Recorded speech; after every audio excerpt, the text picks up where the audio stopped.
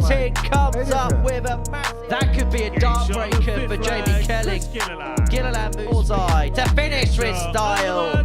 And to finish with a bit of a... Well, there's no problem on the 1-2-7, is there? Crabtree.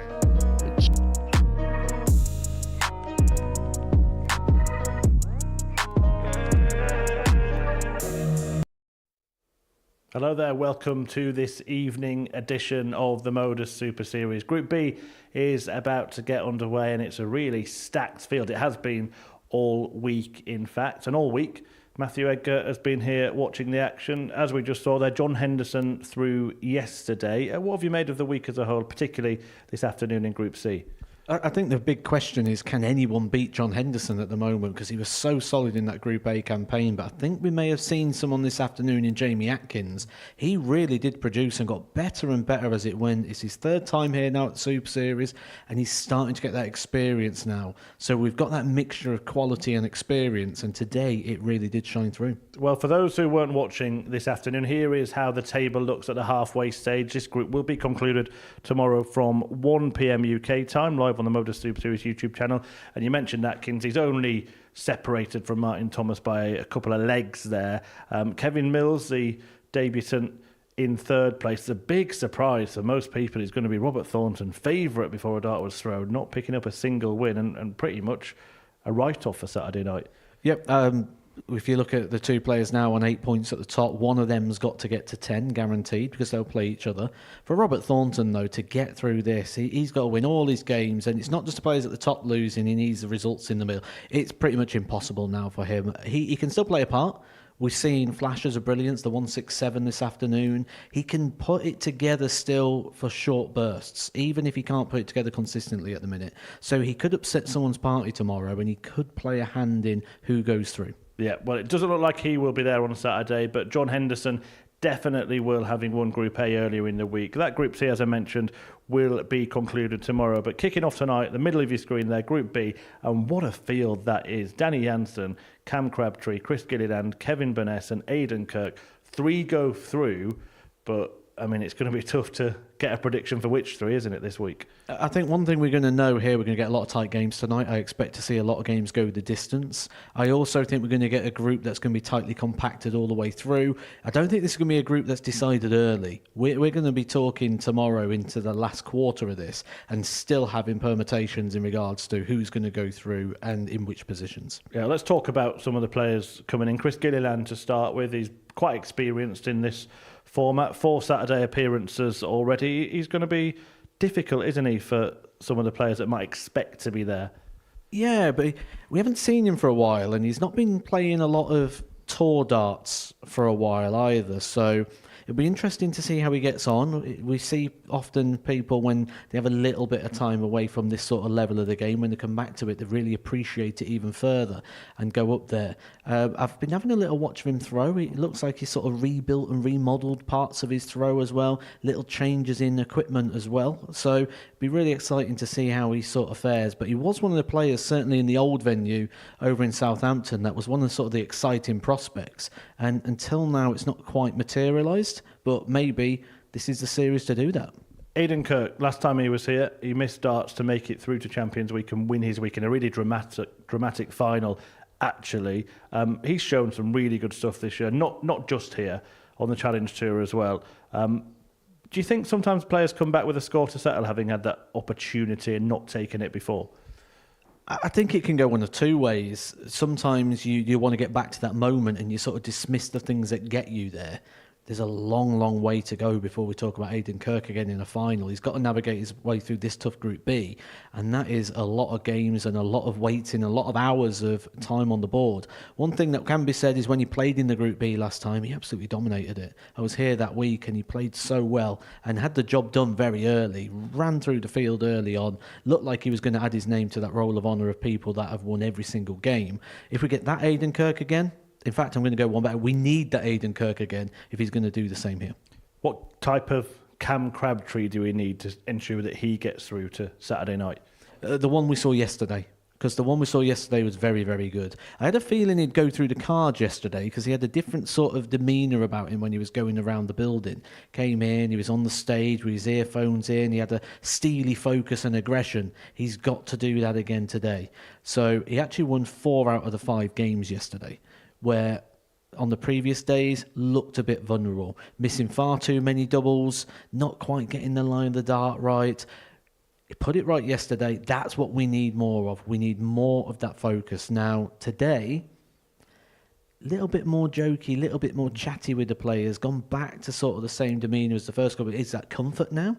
Or do we see that regression? Well, it's one day in my life where I wouldn't want to be a bookie trying to price up this group, but they have gone with Cam Crabtree as a favourite to win it. Danny Jansen second favourite, Chris Gilliland third, Aidan Kirk and Kevin Burness outsiders. But the story there, look how tightly bunched they are. Outsider 5-1.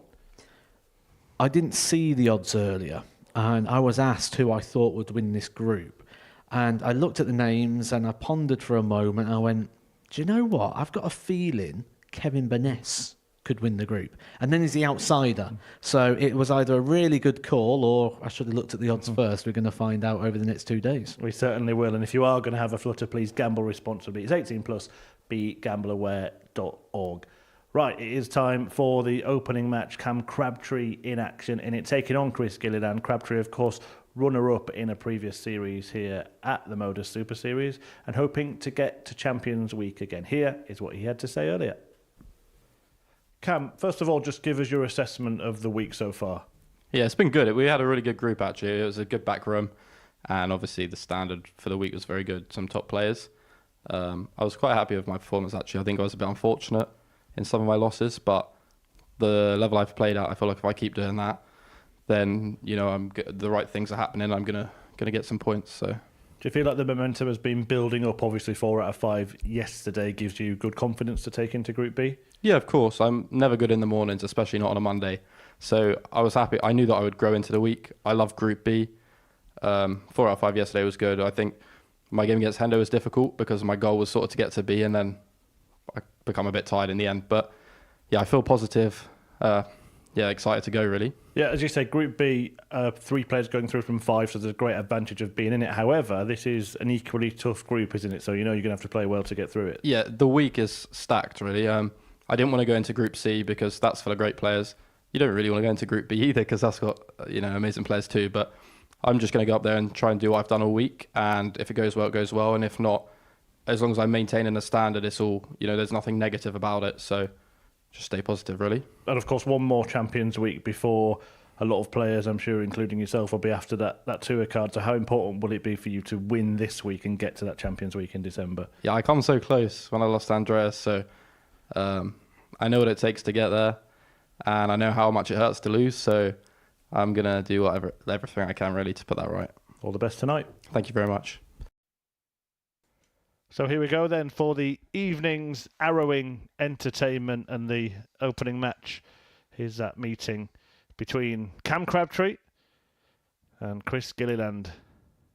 Paul Hinks will be officiating the action tonight, and as myself and Matthew Egger were discussing, this looks like a rather tasty group of 5 players, of which any 3 could go through. The first match will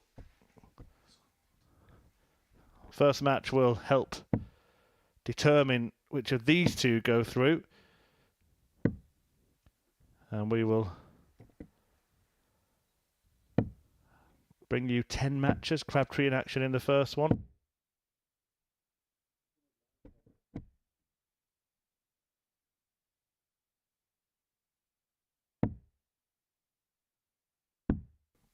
So Matt, first match, players just preparing for.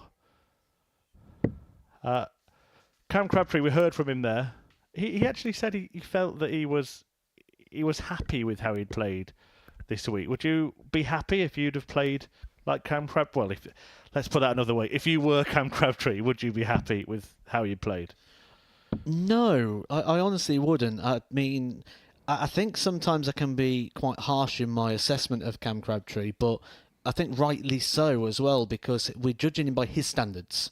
The standards he set for himself, which is very nearly picking up a series title, but then also what he's done on the Pro Tour. You don't reach a Pro Tour semi-final if you're not a quality operator, and I don't think sometimes he realises how quality he is, because we sat here doing the Influencers event not too long ago, and with that we had a few conversations, and he told me about his plans.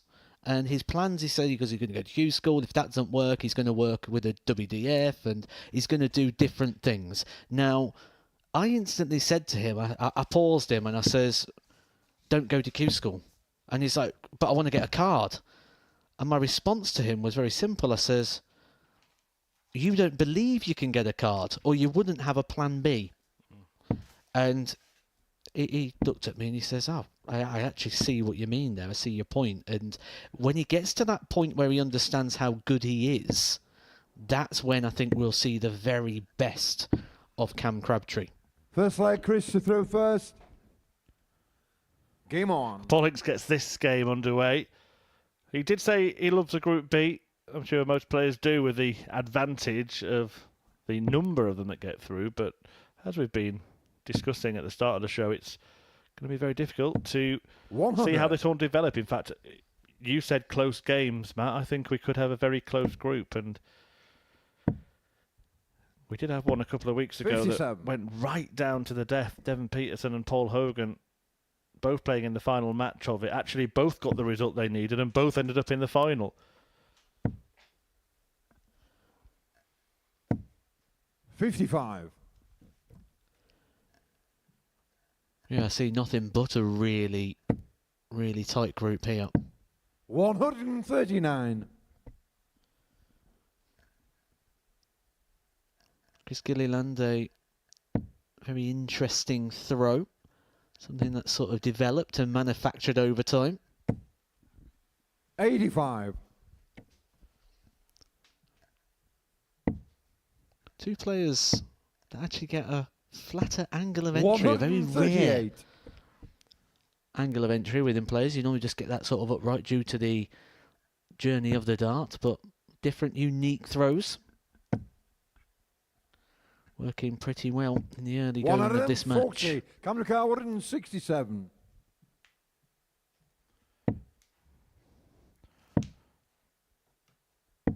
57. Well, he knows all about this Car finish, doesn't he? 121. Cam Crabtree. It's the one that Andreas Harrison hit to break his little heart in that Champions Night final.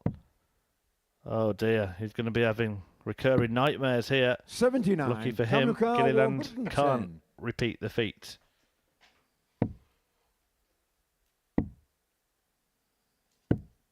.54. Crystal car 42.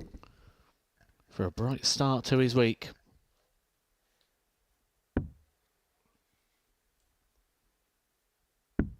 Gage on the first leg, Chris Gilliland. Well, we do look at the players and we look at the recent form. Certainly over the Second leg, Cam last to 12 first. months, Game on. Crabtree would be the flag bearer of that. Not just a semi-finalist on the Pro Tour, he's also reached a couple of quarter-finals as well, beaten a lot of real big players on the tour. 140. No surprise to see him installed as the 9-4 favourite to go on to win this group, but this is going to take some winning, as he is finding out here in his opening opponent. 140.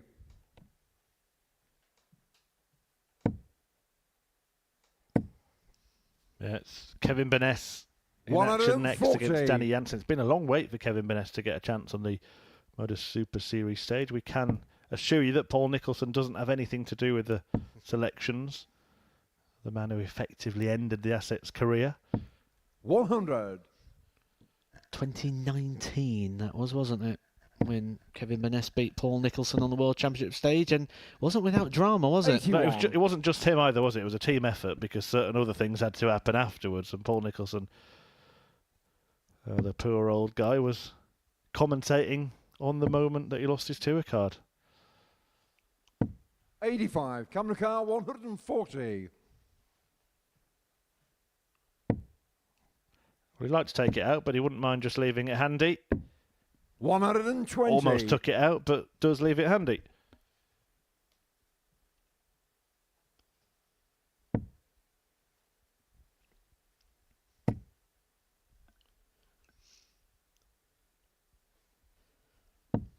100. This group Camera was car the 20. preferred destination for Crabtree. Game I shot on the heard that at the second start of the leg. interview, and that Crabtree. might be because overnight Crabtree went to a Third leg, concert at the Christopher first. O2. Game on. I don't think he'd have been going over to the O2 had he been having to get up for the Thursday morning shift. Yeah, a lot of dart players will say I don't like mornings. The Super Series forces them to play Group 8, 9:30 a.m. 59. And I can tell you it did take it out of Cam, because I was sharing a house with Cam at the start of this week, and I was on one 180. completely opposite side of the corridor. There was a good bit of distance between our bedrooms. I could hear him snoring. He was belting it out. 140. Certainly well rested, shall we say.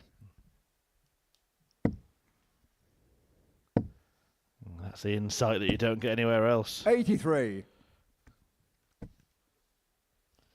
Elite level punditry, that. I should have... I think the length you've gone to for your research is admirable. 34. And Chris Gilliland, 4 finals night appearances in 4 attempts. As you said, it has been a little while. Had suffered an injury himself, hadn't he, which kept him away 98. for the last couple of series. What a familiar story that's becoming across darts nowadays. Cast your mind back 5 years, an injury in darts was almost unheard of, and now it's sort of a different person every week. 133. Camera car 140.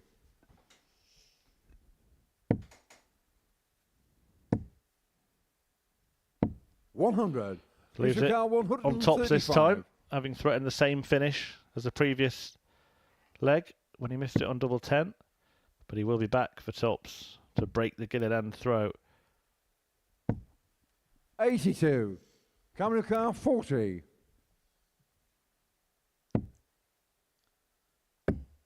Getting shot on the third leg. Cam Crabtree. You know, the real measure of a quality Fourth leg, operator Cam is to when you throw watch first. them play Game on. and you think they could do a little bit more, and then you look at the average and they're averaging 103.36. That's Cam Crabtree right now. 100. Yeah, really good performance to signal his intent in this group. Interesting, actually, looking through the group, discounting Kevin Burness, who's here on debut at the Live Lounge, although was very successful with the likes of Chris Gilliland in 100. the previous setup of this tournament. But Cam Crabtree's actually got the worst percentage record as qualifying for finals night of all the other 4 players. And he's 6 from 81. 9. That is how strong this group is. Gilliland, Aidan Kirk and Danny Jansen all have 100% records in 96. making it through to finals night.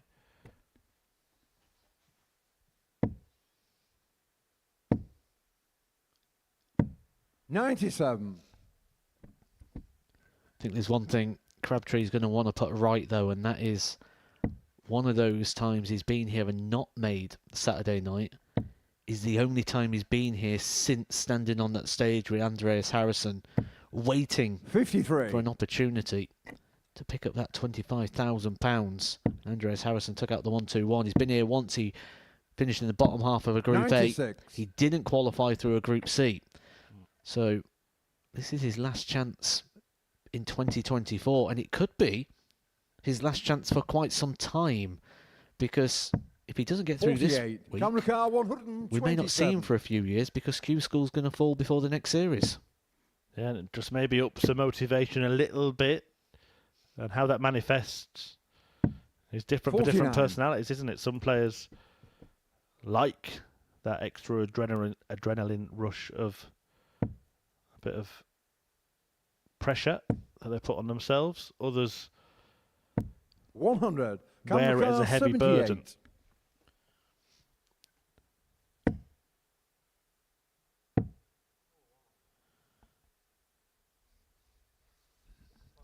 This is a mess of a visit. Maybe a lesson in when the first dart's 63. gone wrong to Crystal car reset 104. for the second.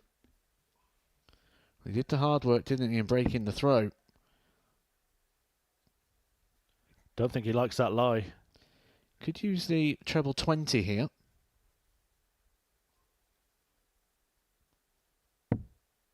does. Double 13.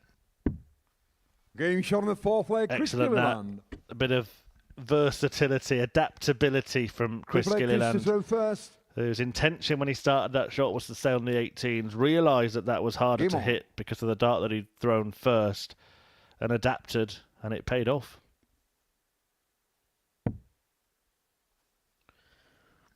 It's one of those that he's been throwing on that target on that treble 20 for the entirety of the game, so it's not an unusual switch to go back to the treble. It's just more the double 13 people tend not to like, but that was thrown there by Crabtree much, much quicker. Gilliland suddenly the one with the spring in his step, having produced that excellent outshot. Kicks off 180.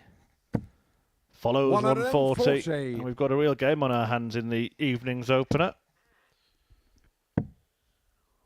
Well, that just goes to show we weren't overselling it. We weren't overestimating this group. We expected it to be quality. We expected it to be tight. And so far, it's a bit of both.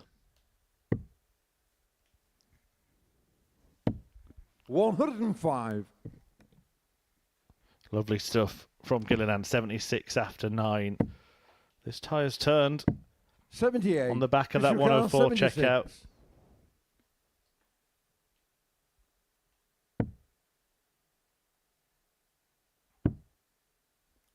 Tees up tops and Game nails it fifth leg, Chris for a Gilliland. dozen dart leg and a 3-2 advantage. Six leg come to throw first. Game on.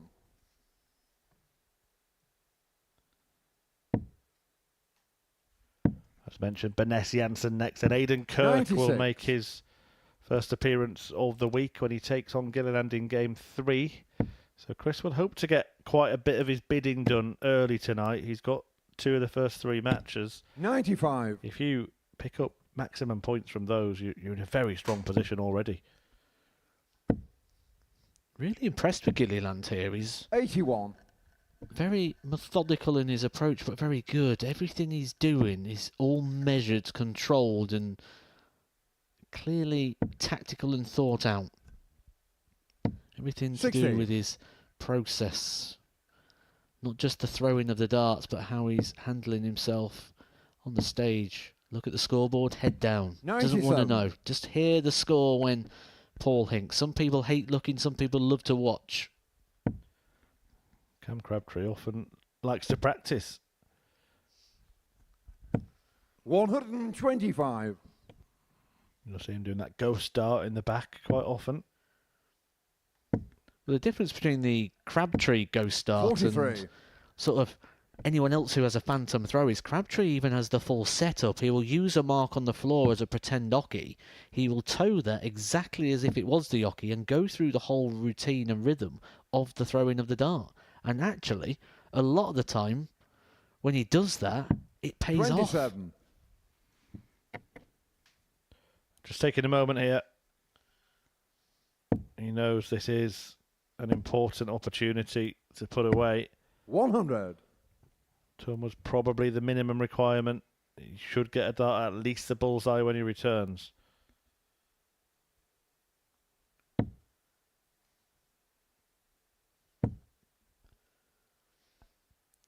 Going 44. downstairs, but it feels like it was a dart 84. too late, which he learnt there from hitting that first one.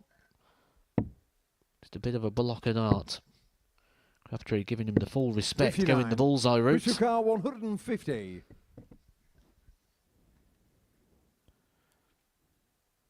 Starting on the 19s. But he's not going to take it out. So Crabtree 90. will come Camera back car with 2 darts 25. at double to force a decider in what has been a very good opening encounter of the evening.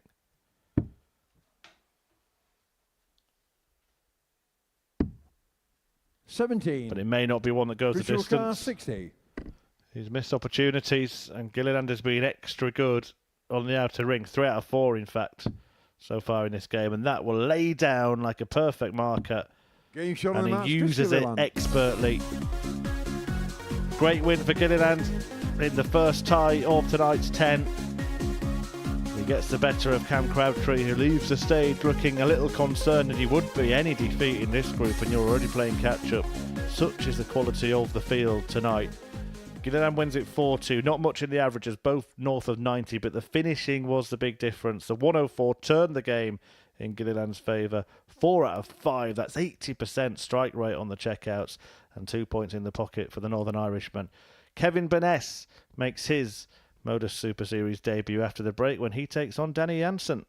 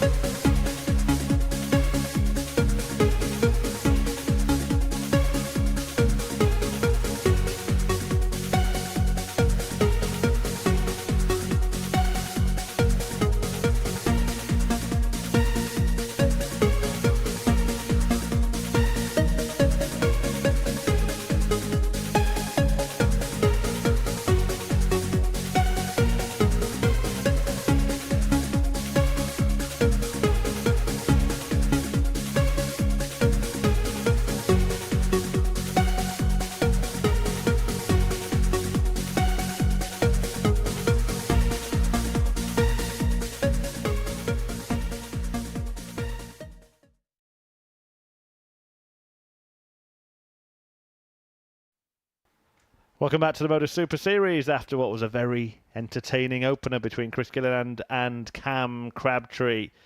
Now, we're hoping that the hair-raising arrows continue as the mullet is back on the stage. Danny Jansen taking on Kevin Burness, making his debut at the Live Lounge in Portsmouth after being pretty prolific in the Live League in Southampton that preceded this event. That was the tadpole to this frog that we've got here.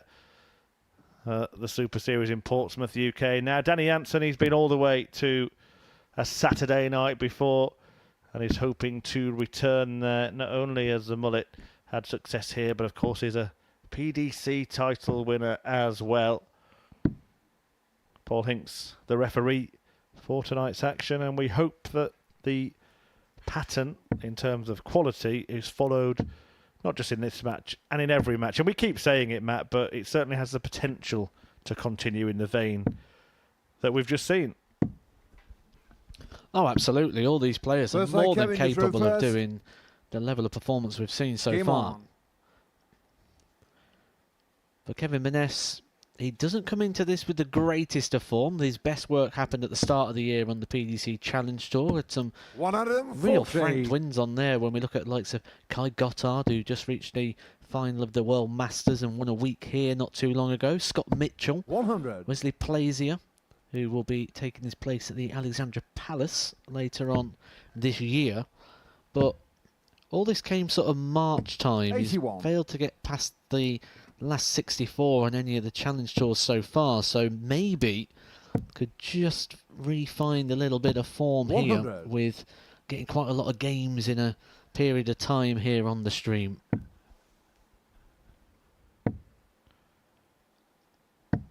$84. The Iron Man in those days in the Live League, he was a regular competitor in Southampton and really did produce some good stuff. 120. But the first visit here, he did get his tour card back, didn't he? Pretty much when this began. 60.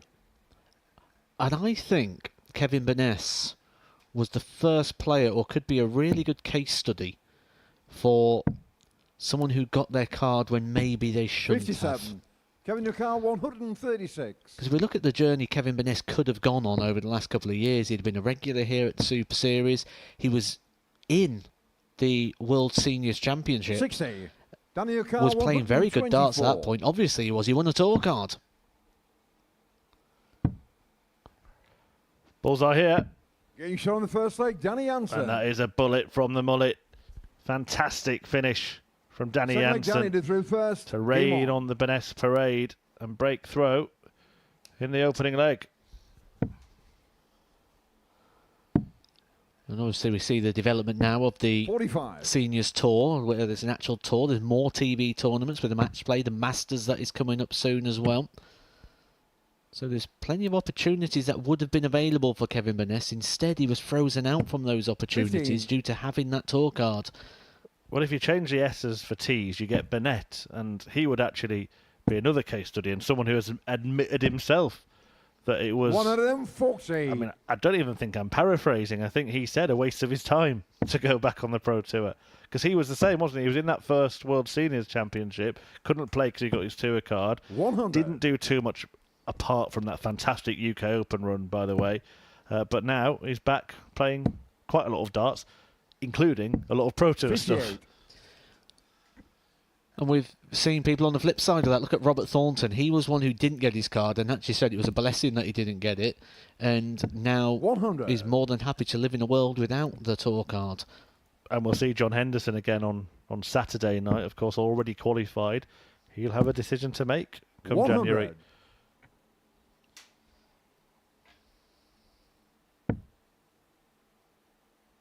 I think it's interesting, going back to your conversation with Cam Crabtree that you've 85.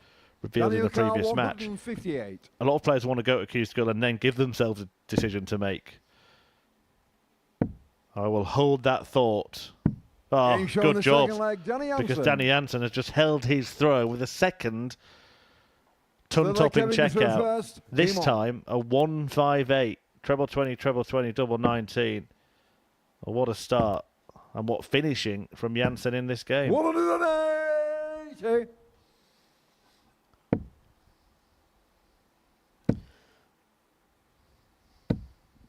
Well, you said this could live up to the 140. standard of the last game. Absolutely, and then a bit more.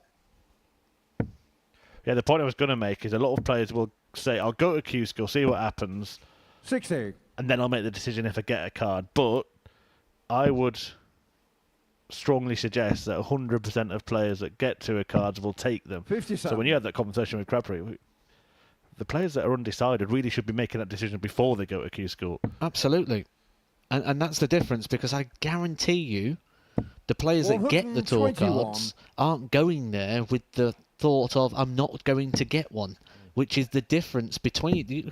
We're talking small percentages at this 60. level of the Kevin sport. Carr, 140. And that small percentage could easily come just in that mental side. Well, these big checkouts keep interrupting our conversations. 120. On this occasion, Kevin Burness can't check it out. Whatever Danny Jansen leaves, he probably will, so Burness better hit the double 10 when he comes back. 140. Kevin Carr, 20. Getting shot on the third leg, Kevin Burness. I find Kevin Burness is one of those players Fourth leg, that Danny did plays through the first. standard of the on. game. If Danny Jansen came up here and averaged 70, Kevin Burness would average 70. If Danny Jansen comes up and averages in the 90s, Kevin Burness will average in the 90s. He tends to 60. follow the pattern of play. It's as if he's playing beat the score every time. I was on the tour around the same time as him, ran into him a couple of times, and 41. every time I'd say I was playing him, the general vibe on our practice board was he was a pest. 45. Affectionately put.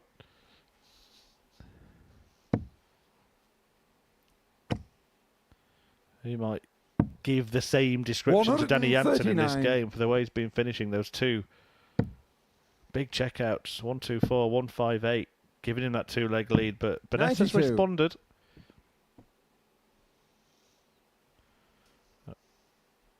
Also, we've seen 4 of the 5 players in action now, 85. and all evening have not seen the averages drop below 90. 58. Well, I don't think Aidan Kirk's going to come here and lower the levels any whatso. 100. Even when they're missing, it's really tight and compact. Good grouping in what is a good Group B. Oh, that's class. 174. Kevin O'Carr, 136. Well, can Burness getting on the act? He won't. Had to have a little check there. But he's not checking out, and Jansen might be. Has not missed a dart at double. In fact, hasn't missed a dart at finish in this game so 100. far. Daniel O'Carr, 72.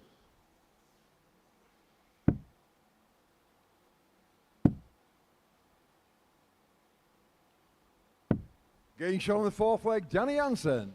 Beautiful combination finishing here from Danny Jansen. 5th leg, Kevin to throw first. Game on.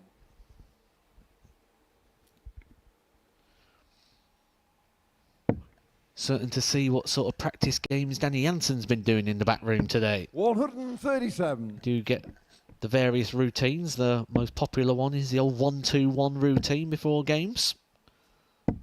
78. And we call that a big 180. Finished second in Group A behind John Henderson, but in truth 99. it was a long way behind. Henderson really did dominate proceedings in that group. 96. And despite the fact that we could have a really good 5-way fight over the next couple of nights, high quality stuff as well, I think whatever happens, Henderson's going to go off as favourite on Saturday. 171. Without a doubt. He has been head and shoulders above of what we've seen so far. But if tonight's anything to go 84. by in the Kevin early O'Carr, parts of this, 94. if this continues, John Henderson's going to have a few things to worry about. Might be hitting that practice board tomorrow if he's watching.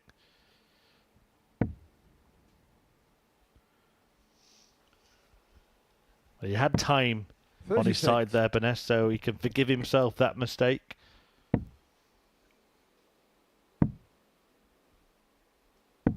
$57. Kevin O'Carr, 58. He's got plenty more time as well, but it'll be 18 and tops, the hope.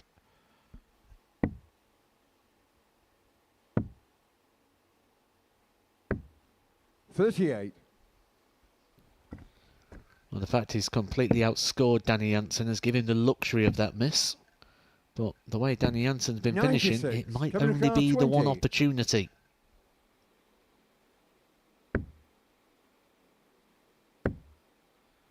Well, this is a match that he should be Getting in, shot and on he the 5th still leg, is in. Kevin Burness. Last start in hand. Burness hangs on after a 6th leg, dominant Danny leg. to throw first. Game on.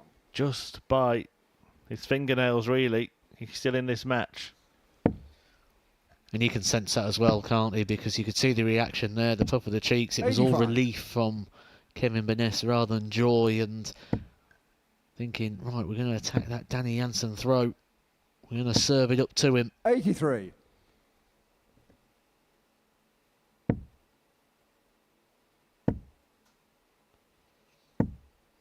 $100.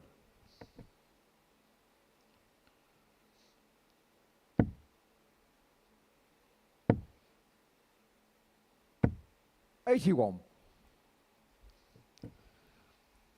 Kevin Burness, one of those players that's a bit deceptive in terms of the pace, because 95. if you watch this here, look, he's a little slower to approach the yoke. He waits till Danny Jansen's past the eye line. Then he throws, but he throws quick. But if you look at Danny Jansen, he's already at the back of the stage waiting before a dart's really been thrown. 140. And then he's a little bit slower to the board. So people used to speak about Justin Pike being the slowest dart player, but he really wasn't, because all those little bits was 131. fast. So although he delivered the dart, you probably stood at the back of the stage around about the same amount of time. 97, Daniel Kahn 90. Well, the way the game's gone, you'd expect Jansen to clean this up, and he's got 2 darts at double 15. Needs them both. One's obscuring the target, but he's found a way. A perfect adjustment, and pretty perfect in terms of the finishing in that game. Never did he have a go at a checkout and not take it out in that match, Danny Jansen. 4 out of 5 in the end after that missed double 15, but when he could only see half the bed, he still found it, and he picks up the points in the opening match at the expense of Kevin Burness. Again, both players averaging over 90. Again, one player having an 80% strike rate on the finishers, but this time Jansen included 2 ton-plus checkouts. Great start to the evening's action. Let's see if it continues when Aidan Kirk takes on Chris Gilliland next.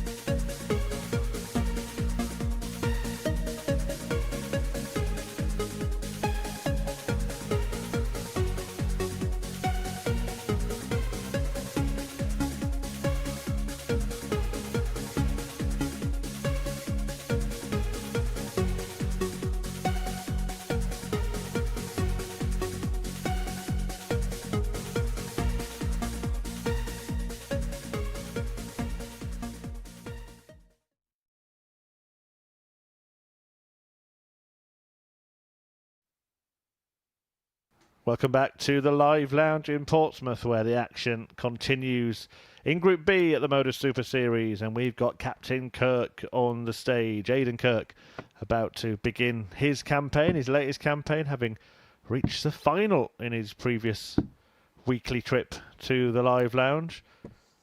Chris Gilliland put in an excellent performance in his opening match, a 4-2 win against Cam Crabtree, and if he carries on that kind of form, well, he's going to be just as good as everybody else, because that's pretty much how it's been so far tonight. A 4-2 win for him, a 4-2 win for Danny Jansen over Kevin Burness.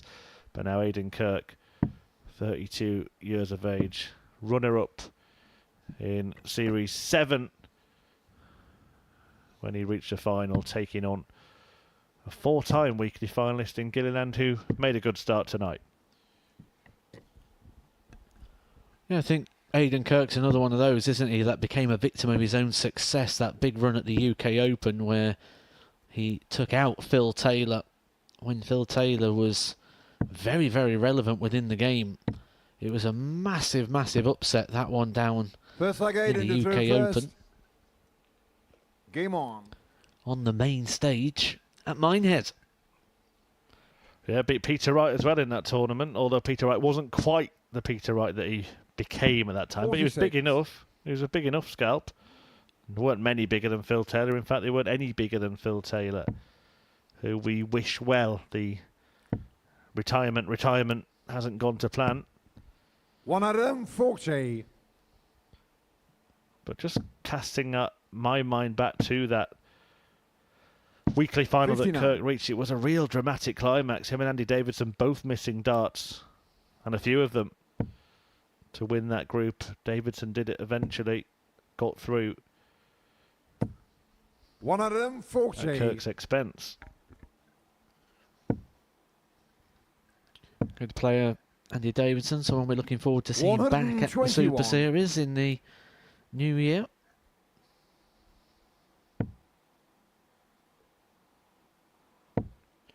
And we'll also be letting you know who's going to be in action 105. next week. We're going to do that tonight. It is, I know, something a lot of you look forward to on a Thursday. And after game 5, we will reveal the 100. lineup Crystal Car 116. for week 8.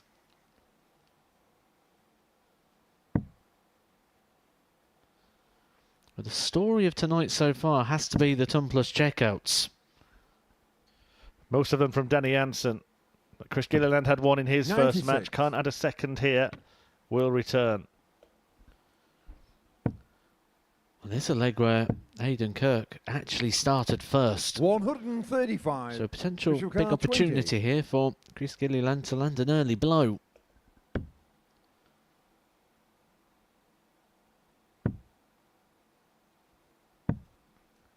$18. Aidan Car 40. Interesting decision there. Not to bust it, but to actually leave himself double one.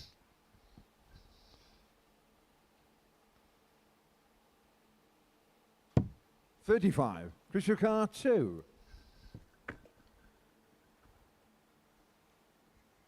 So he is on double one. Oh, and that won't be good for him. He will not be good for him. Because his darts, they lay down. They block targets. No score. Aidan Car 5. Ran into trouble. Ran into traffic.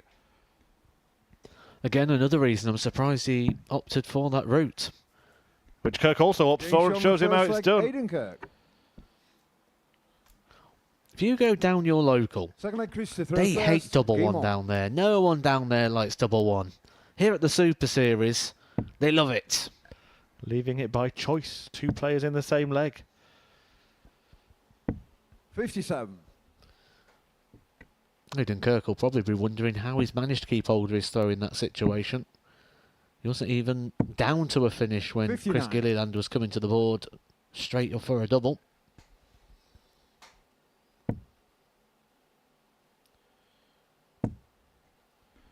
Interesting character.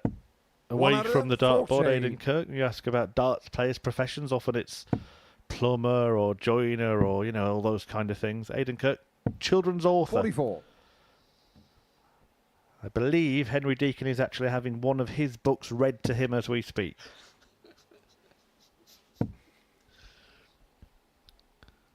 By Glenn 100. Durrant.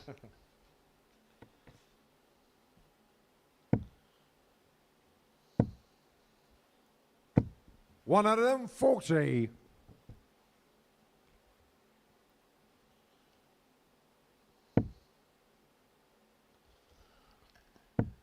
Well, if we was going to make an assumption, I would assume Chris Gilliland was involved somehow in whiskey. Maybe, do you brew whiskey? Crystal Car 64. Yeah, what do you do with whiskey? Don't say drink it. I'll be raising a glass for Gilliland back in Ballyclare here Game shot on the They second will be. leg, Chris Gilliland. as he levels up at 1 apiece with another clinical outshot. Third leg Aidan to throw first. Game on.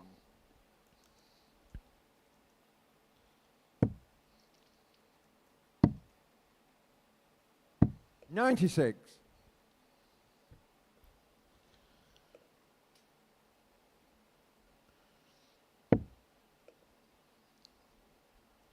Perfect dart that for Gilliland. Just sat at the bottom of the bed. 180. No surprise to hear Paul Hinks calling in the maximum. 100.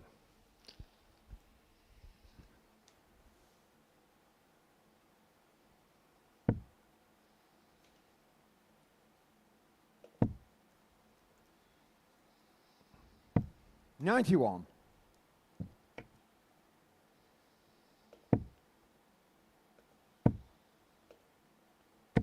140.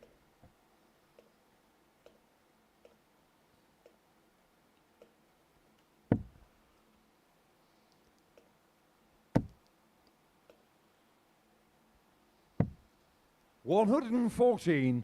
Sorry, 16. Sorry, 14. Yeah. It's quite all right, Paul.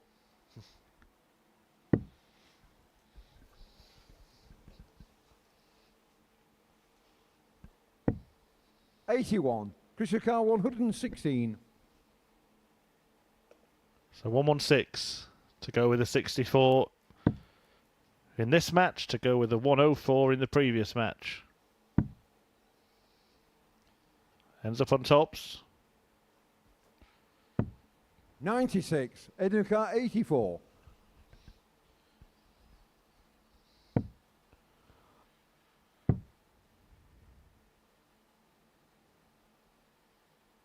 Takes a moment and it pays Getting off. shot on the Kirk third leg, Aidan Kirk. back in front. By the way, Fourth Matt, leg, my Christopher research first. has Game on. Chris Gilliland as a removals man. So unless he removes whiskey, then your assumption may be incorrect. No, I can see that. I can see that. 60. Keen golfer as well.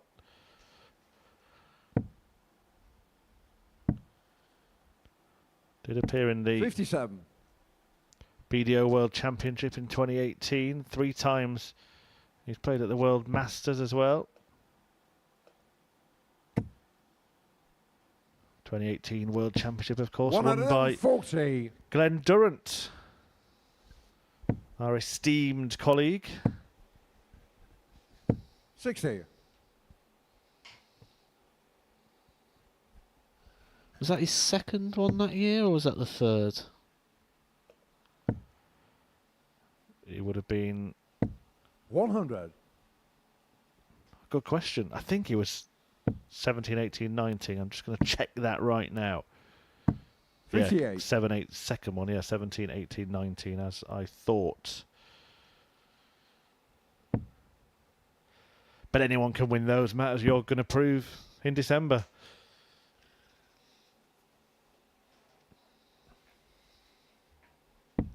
$45.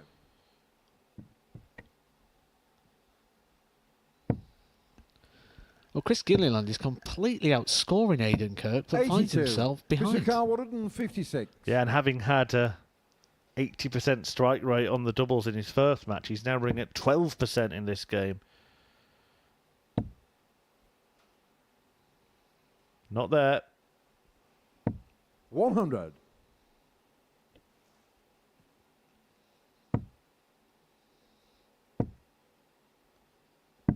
$44. Crystal Car 56. Well, a chance to improve the finishing here for Gilliland. He's got time on his side, but he needs to do something with minimal fuss. Getting shot on the fourth leg, Chris Gilliland. And there's literally no fuss about that there for Chris Gilliland. That's what Looks you like need Aidan to sometimes throw when you've been first. missing a Game few on. opportunities. A nice clean finish on a low combination shot. It's a bit of a contrast to the games that we've seen so far in the 58. fact that there is a huge gulf in the averages, but the game remains on throw. And if it carries on like this, we could see a scenario where a player averages 20 points more than their opponent, but loses a match. 100.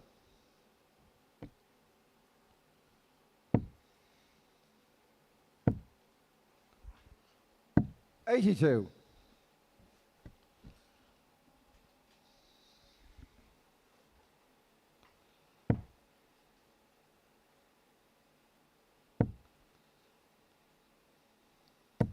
85.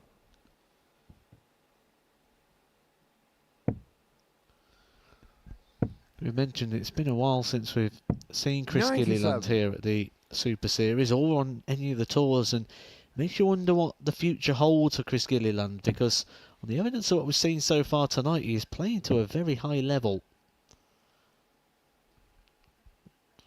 As we say that, he hits a treble 5 and a 5, but and a 1, 21 scored. Perfect timing.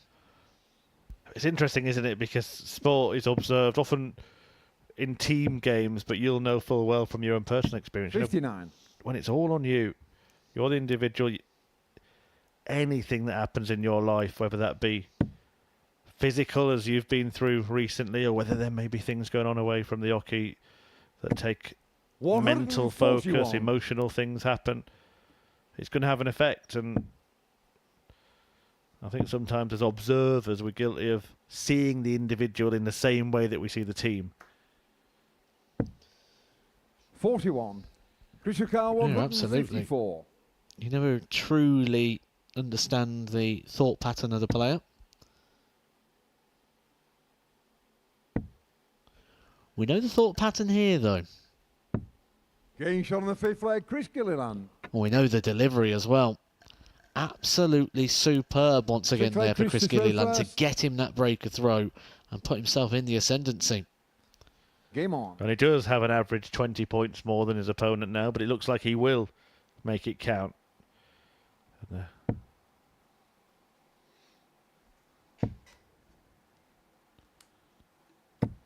100.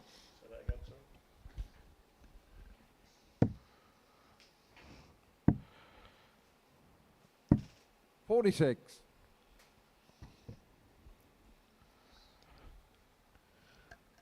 There is always that factor as well where you could say, well, the player said this in the interview, but I will also say I'm not sure I believe 95% of what people say in interviews. Partly because I've been around the people who've walked out the interviews and said the total opposite the second the camera's off.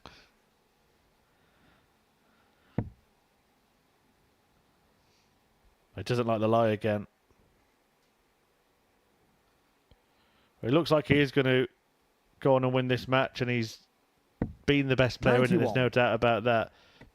Just to highlight the point of the position the game could have been going, the 59. biggest gulf we can find in terms of a player losing a game is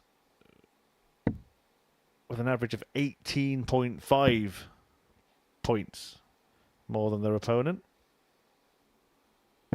40. That was Darryl Pilgrim, who averaged 118, and Scott Taylor had about 100 average and still won the game. But I think the same day Pilgrim broke the record average. I think it was the next game or the game before. It was a half an hour spell of brilliance, and Chris Gilliland's had that tonight, and it could afford him 4 points. But if he wants it, 90. Didn't want it, played it sensibly. Sensible is the word there. Aidan Kirk not on a finish, back on 196. 60. And still got lots of work to do. Gilliland will be expecting 6, but he'll want to do it in 1. Does do it in 1. He sharpened up the finishing towards the end of the game. The stunning 1-5-4 table turner gave him control of the match, and he closes it out with the 16 darter, opting for tops. There you see that 20-point gap we talked about in the averages, and it is a third 4-2 scoreline from all the 3 matches so far, and 2 of them have gone the way of Chris Gilliland, who's made the perfect start to the evening. Coming next, 2 of the players who are yet to pick up points as Cam Crabtree takes on Kevin Burness.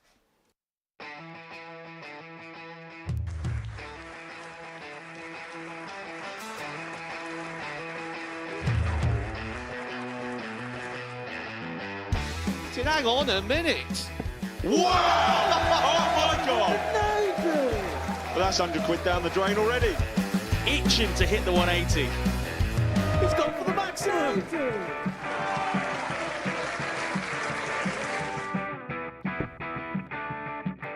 18 for the ball. Ball.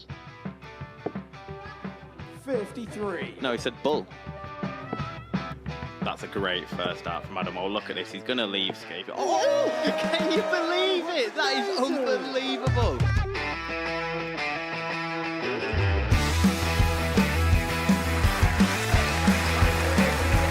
Get match darts to put his team into the final.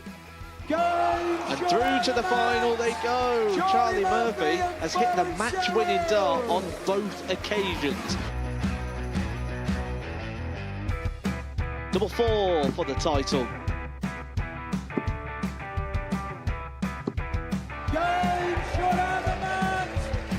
Please show your appreciation for the winner of the Influencer Pairs event, George Scaife and Adam Lipscomb.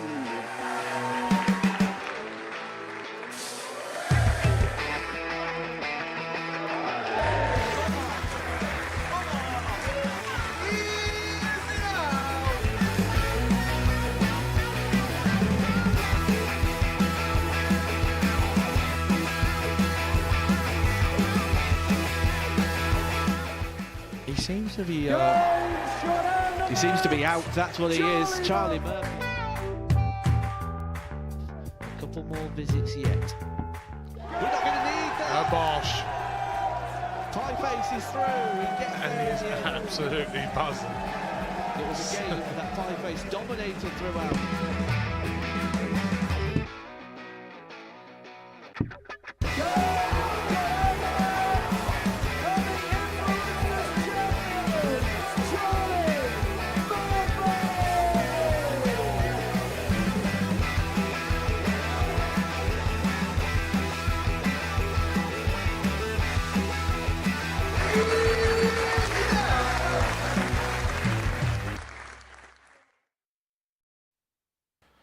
Welcome back. The fourth game of tonight's 10 is about to get underway, and tonight so far has been very, very good. It's been very, very good for Chris Gilliland, who's won both of his opening couple of matches. He's top of the table on 4 points. Danny Jansen, who got the better of Kevin Burness, is second on 2, and the other 3 yet to get off the mark after 1 game apiece. That will change for either Burness, the senior star, or the rising star that is Shazam, Cam Crabtree. From the first game, Matt, are you able to decipher a favourite for this one?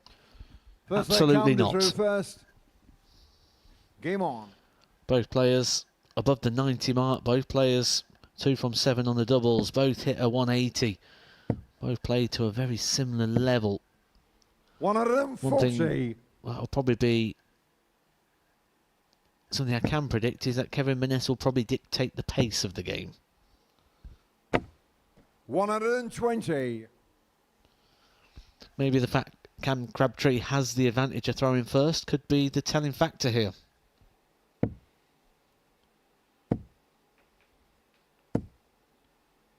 Well, that will help.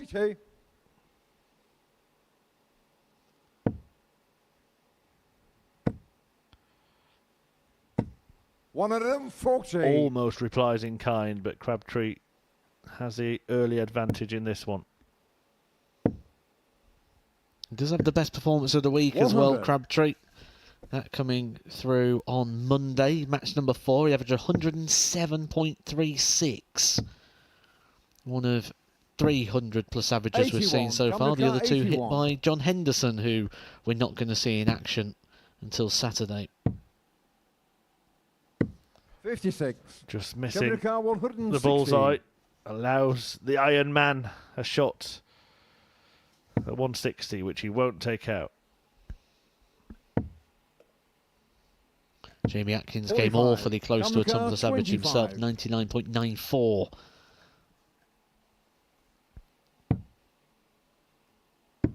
Game shown in the first leg, Cam Crabtree. 14 darter in rapid quick time for Second Crabtree. leg, Kevin to throw first. Game on.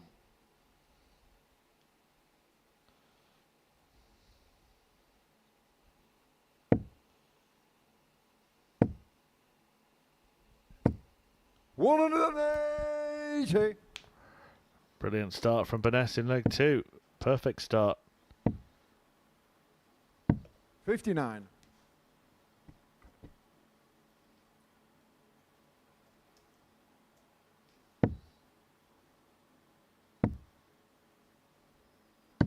99.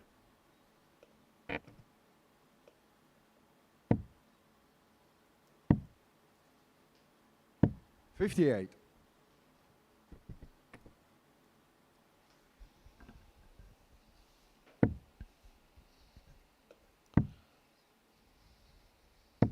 40.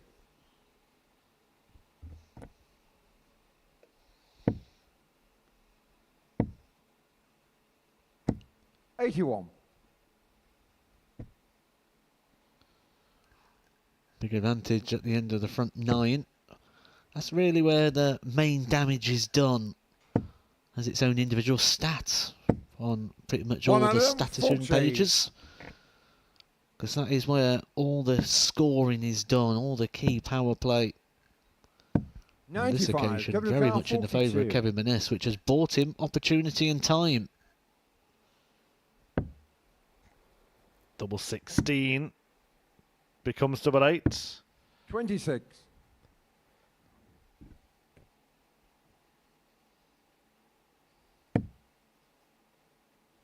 He doesn't want this 140 to become like leg 5 of his game against Danny Jansen, which he did win in the end, but did it after missing a fair few darts at double in the spin.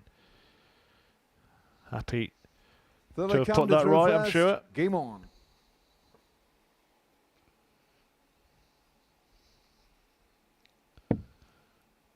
Now that view we just got of that last start going in for Crabtree, hitting that 140 in the visit before, was a real good angle for understanding the taper of the barrel.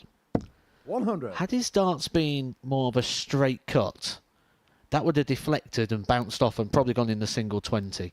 But you can see here how from the middle 96. part of Crabtree's darts they taper towards the point, and that's what it does. It allows the dart to slide down the barrel rather than deflect off, which ultimately gives you better grouping. 100. The idea is that you'll be able to hit a lot more 180s. 133.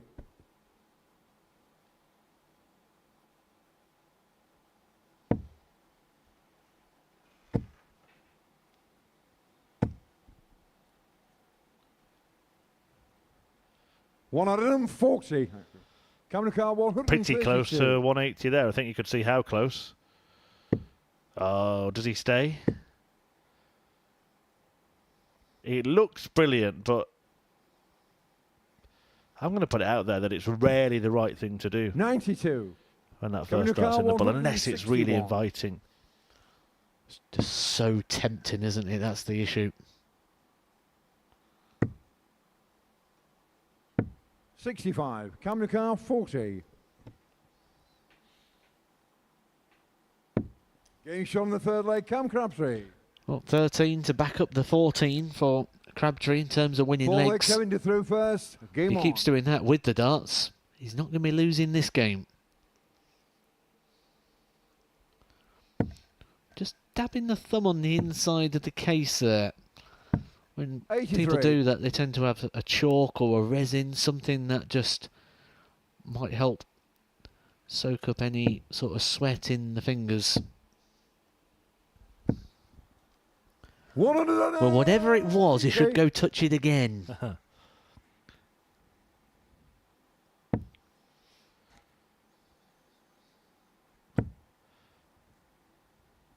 100.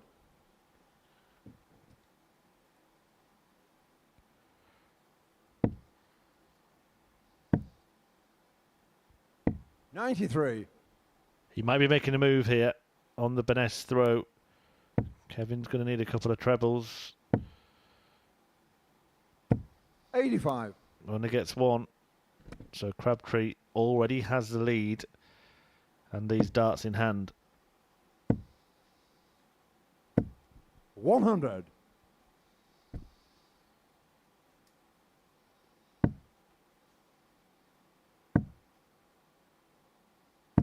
95. Camera car 128.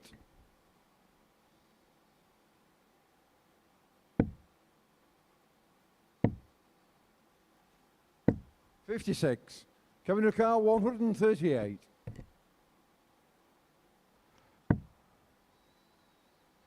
Can't find the first of the two treble 19s he was looking for, Kevin Burness. So Cam Crabtree begins his preparation 46. to break Coming the to Burness car throw. 72.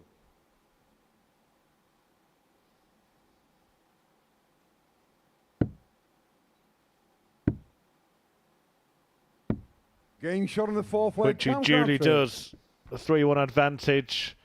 He's averaging in three Fifth leg figures. counter through first. It's Game all on. looking rosy for Crabtree now. And again, wins a leg in 5 visits. Very, very hard to break that sort of throw. 59. Forces you again to be well over the 100 mark. 85. So Burness finding life at the Live Lounge brutal.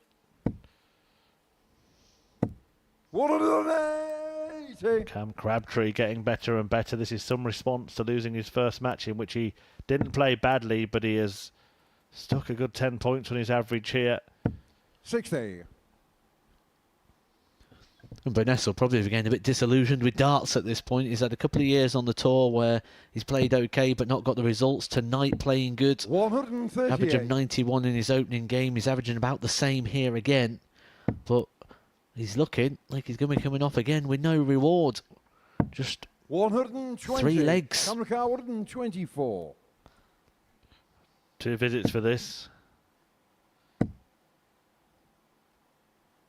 Gonna need them. 46. I feel Burness needs these last 2 to be in the red. Not going to happen.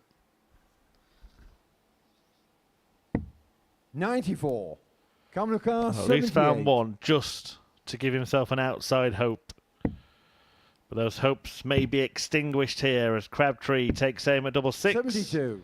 Kevin car Which he 142. failed to find. Wasn't far away, but a miss is as good as a mile. Now, some people don't like the low doubles, but for a player like Crabtree, 95. you feel Camera it'll car suit him 6. better.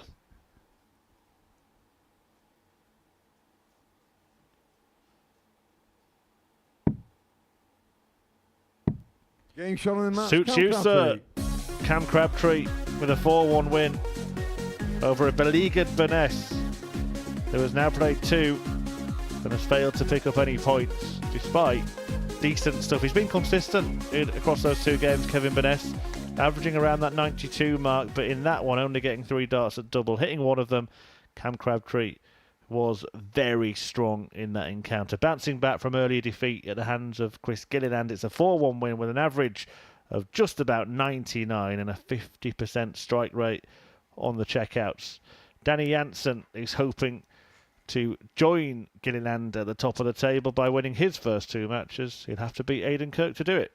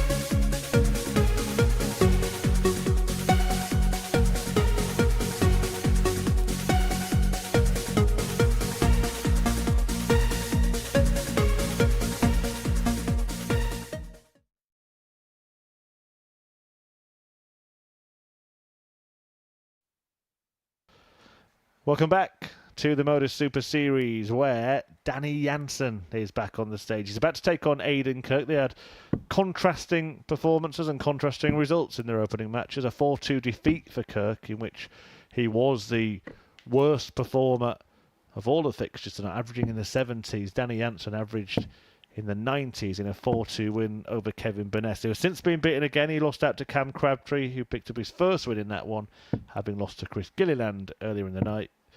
Gilliland has won both of his games. Danny Jansen hoping to follow suit. I think the story of that game for Danny Jansen, though, was his incredible finish in 4 from 5, and 3 of those good combinations. 1 dart in hand, 72. First leg, Danny 1, 2, 4. Game on. And 1, 5, 8.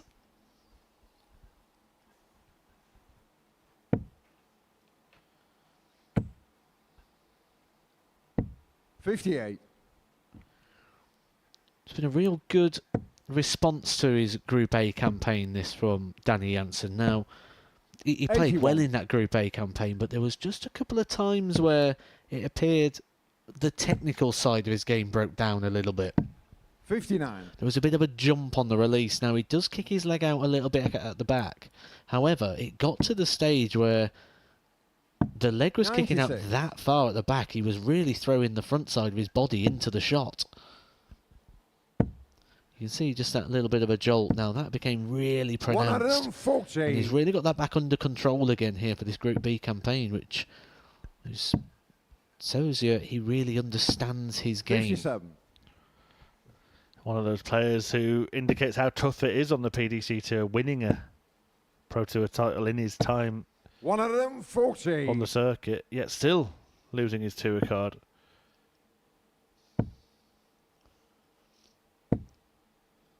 $100. Daniel Carr, 104. Danger for Kirk here as Jansen lines up another 3-figure finish. Double 16. 88. Well, he moved the wire. Daniel Carr, 167.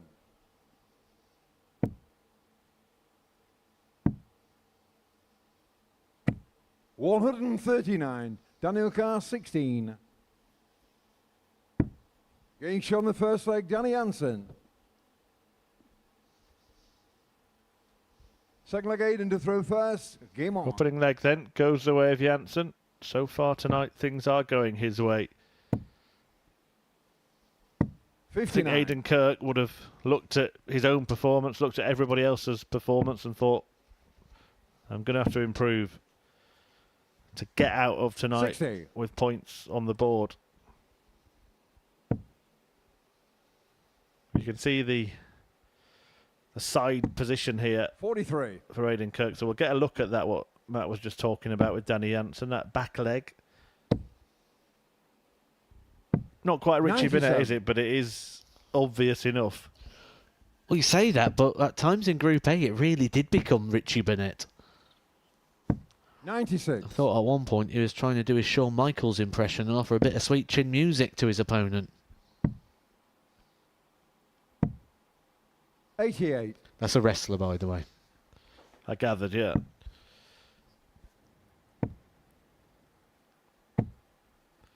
$99. Aidan Kirk, rock steady. That's a Teenage Mutant Ninja Turtle character. 96.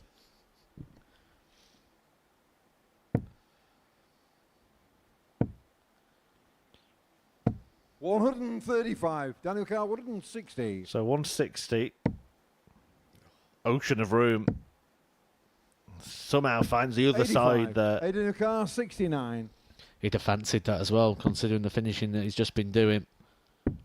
Getting shot on the second leg, Aidan But that Kirk. better from Aidan Kirk. As you said, the performance just wasn't really there in the Third leg, opening Danny, game the and averaging the first. Game mid-70s, on. which is nowhere near what Aidan Kirk's been doing for the last 12 months.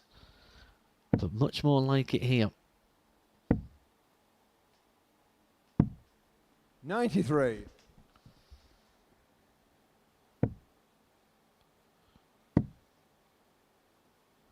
$134.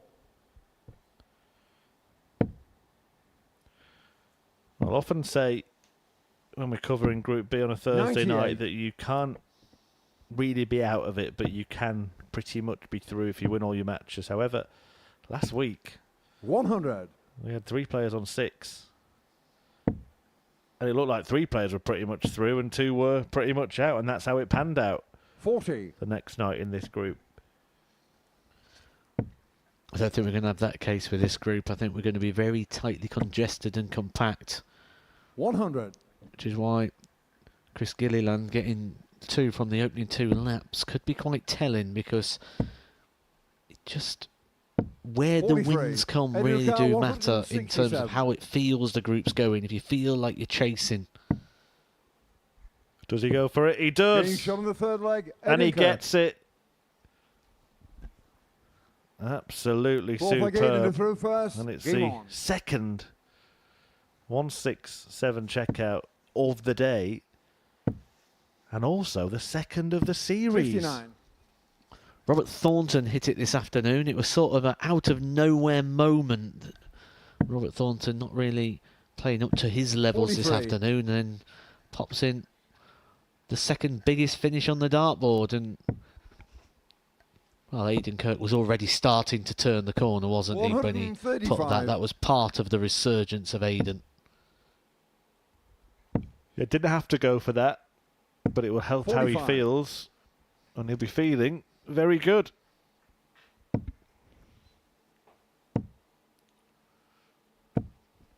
$60.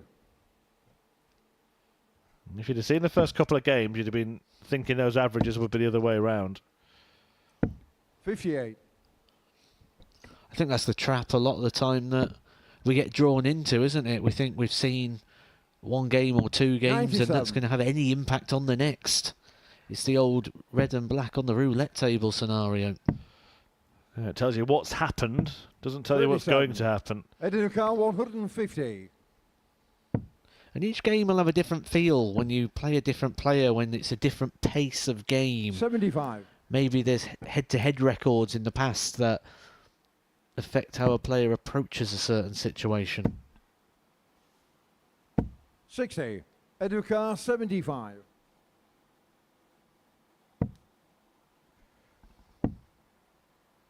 Double top. 55. Well, Danny Jansen's been that good on the big checkouts tonight. I think he might take this. 78. Eddie O'Connor, 20. Joking aside, he couldn't leave a checkout, and it means that, well, Kirk's got choices here.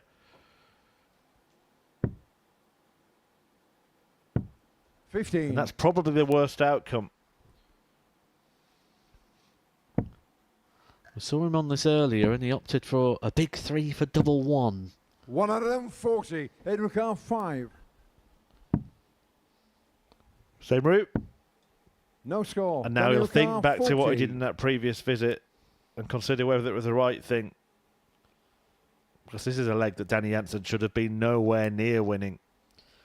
He won't just think back to that, he'll think back to the previous leg where he did the hard work, taking out the He's shown the second 167, leg, and then Danny ultimately Jansen. just hands it straight back. Danny Jansen in 23 darts Third leg, gets Danny the to break a through throw, first. and it feels Game like you've on. wasted such a moment. Yeah. He looked at him there, didn't he, like to say, well, look, mate, you've done such a good job of picking my pocket there that you can keep the wallet. 58. Dartful Dodger stuff from Danny Jansen. 59.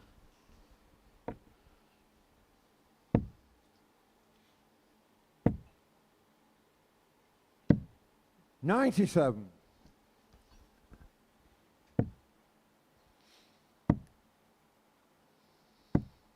$58.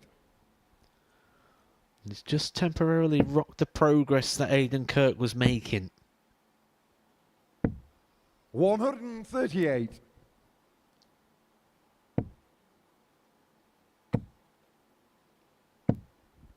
$140.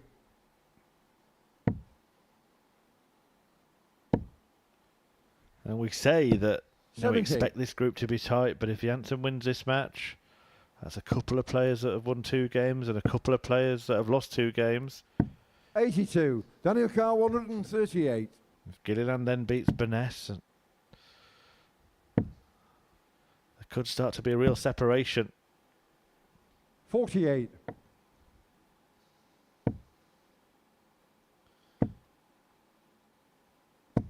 $121. That could be Daniel a big Carr, dart in 90. the context of this game. He now forces the hand of Danny Jansen. Well, he won his previous match on this checkout. On that double, having blocked it with the first dart. This 75. time, he cannot Adrian Carr, navigate 41. his way around that blocker. Game shot on the fifth leg, Aidan Kirk. Well, it's a yo-yo Looks like affair, Aidan this to one, throw but now first. Aidan Game Kirk on. has the darts to win it.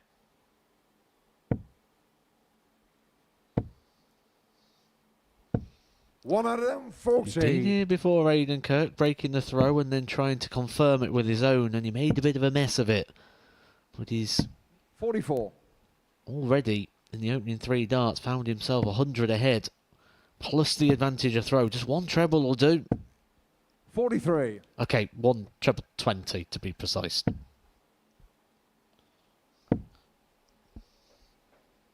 85. A reminder that after this match, we will be revealing the lineup for next week, so do stay tuned.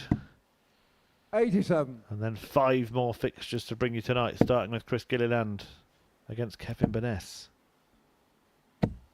One out of them, 40.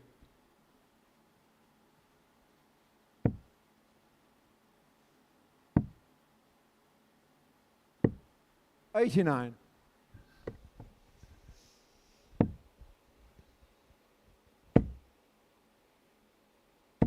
$100. Educar 142.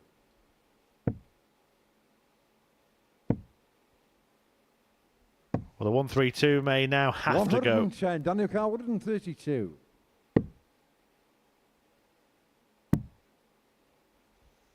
Not going to. 104. So Aidan Kirk Educar 32. to pick up his first points. Getting shot on And the there match, it is. Aidan Kirk.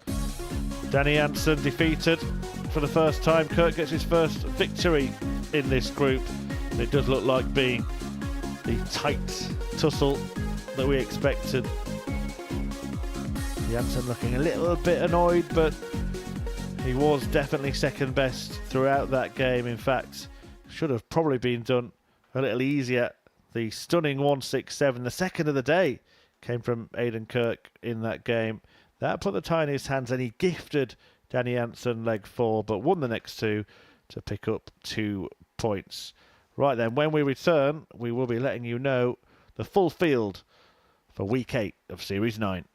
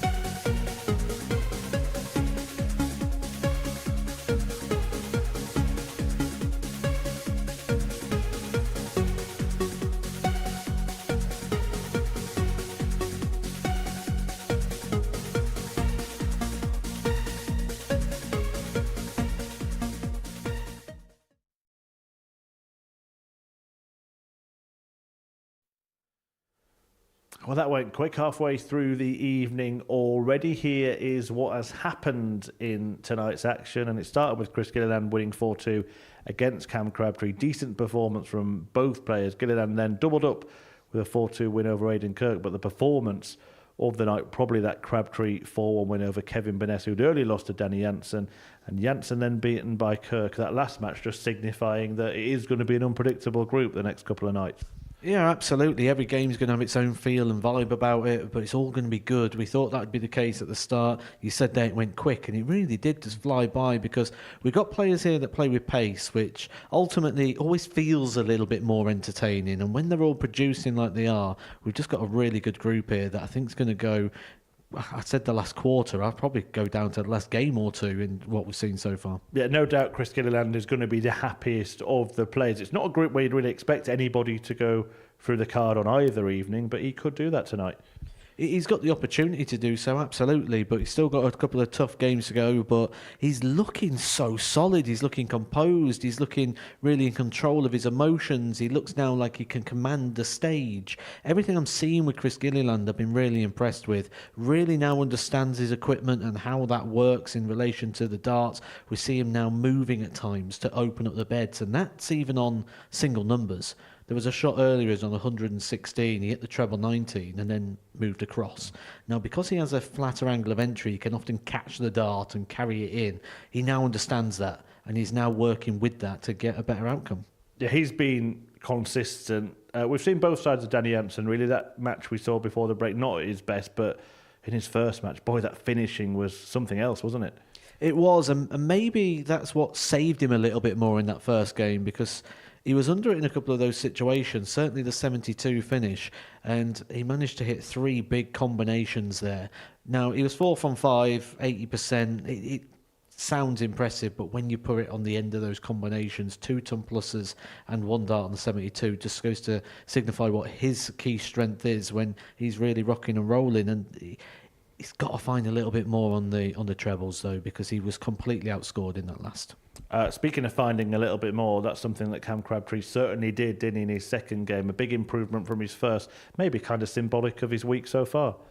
It was, and if we look at his Group A campaign, quite often he would have what was like a weak performance and a really strong one, then a weaker performance and a really strong one. He hasn't been able to string it together. Now, the main thing in Crabtree's defence is he doesn't have to. He's just got to do enough to get through. He's happy enough being in Group B. If he can get through this Group B, that's where he puts it together Saturday night. That's where it really matters. Because we've seen before, Wesley plays here when he played here last, was so dominant in the weekly phase. When it came to Saturday, that meant nothing. He had to then go do it again. And maybe that's where we see the best of Crabtree on a Saturday night. Yeah, it's only 2 games each played so far, but that is a quarter of this group. And this is how the table looks after those matches. Chris Gilliland top of it. 3 players on 2 points. Kevin Burness on 0 at the bottom. Now he's about to take on the man at the top, Chris Gilliland. They're just practicing as we speak. Is Kevin Burness in danger of getting cut adrift here? I think he's been a bit unfortunate in regards to his play so far. He's averaged 91.5 and 92.5. If we look at the averages, he's probably the best averaging player, and certainly the consistent across the first 2 games. He's just not been able to get those results, ran into 2 big performances so far, but that might also be down to the fact that people look at him and think, I've got to do that against him. So they raise their game in those situations. He's going to get opportunities, it's just does he take them?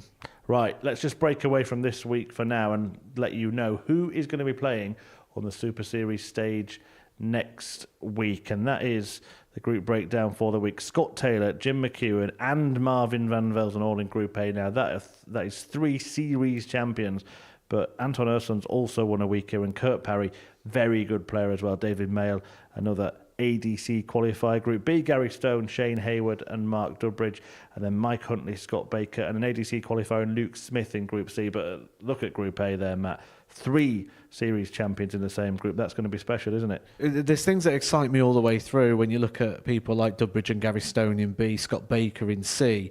But as you mentioned, 3 champions and our returning champion in Marvin van Velzen. We've seen in the past returning champions struggle when they come back, when they've got that weight of expectation. Jim McEwen, a case in point, who has struggled to even get through to Saturday nights since he was a series champion here. So it'd be interesting to see how Van Velzen does, because at the moment everything in this building has been a big upwards curve for him. Now there's going to be eyes and attention on him. Now there's going to be an expectation. Can he go and deliver? It'll be a really intriguing week. Yeah, we will find out, and I'm sure your eyes will be on it as well. Next week, it will get underway on Monday morning with 3 of our Super Series champions in action. The new Modus Super Series champion, McEwen! Scott Taylor! Marvin Burness! And now he's On got the double fifth leg, 11. Anton Ufen. Plus out tonight. And finally He's on the pins fifth one. leg, 107 Crabtree. goes. And Dubridge. Special Gary Stone. That is incredible. He's got to go for it. He's found it. What a way to announce his presence. Double 8. And that's what Kirk Parry can do in a nutshell. Love it. Gotta love that. What a display from the person who's going to win this group.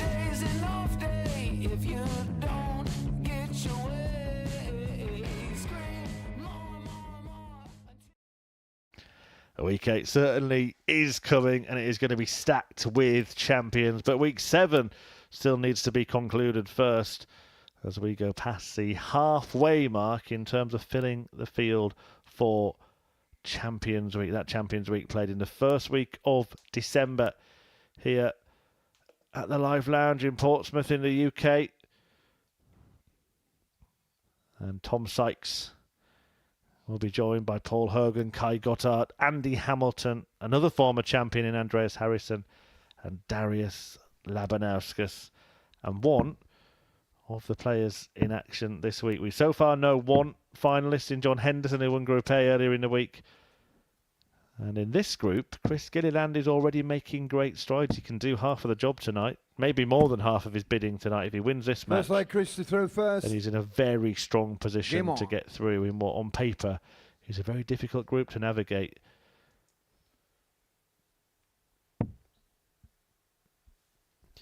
Some people really like that and relish those sort of opportunities. And 96. ultimately, when I can vouch for this myself, you tend to find you get more nervous when you're in groups or when you get a draw or you're playing someone that you ultimately 140. expected to or think you're going to go and beat. You prefer these ones. They keep you unexpecting. They keep you focused. Well, there's a lot on this game, isn't there? It's probably the first time 60. when there's a really pivotal match, because if Burness wins it, then we're pretty much scratching our heads like we were at the start of the night. But if Gilliland wins it, you're thinking, well, he's got 1 foot through, and Kevin Burness has got at least a hill to climb. I don't think he's done too much wrong, though, so far tonight, Kevin Burness. 91.52, 92.36 his averages so far, so he's been competitive. 95. He's just ran into a couple of really strong performances so far.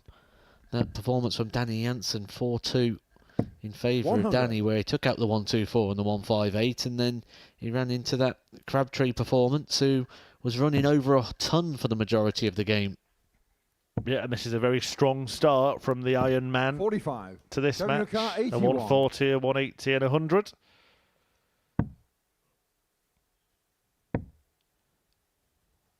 And now double 16. 49. Could have given him a 12 dart start against a throw, but he can afford a 15.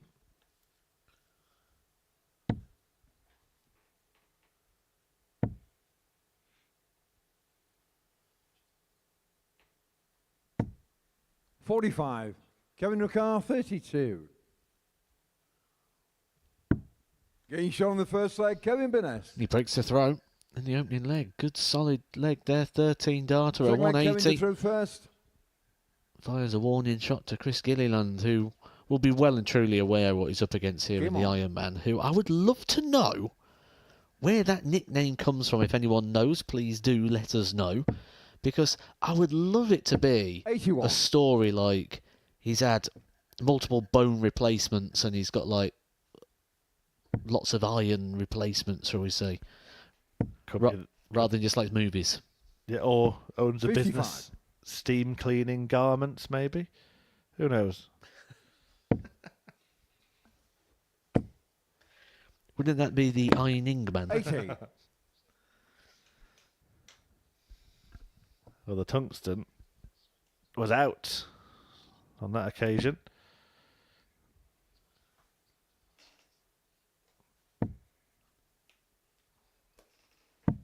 $59.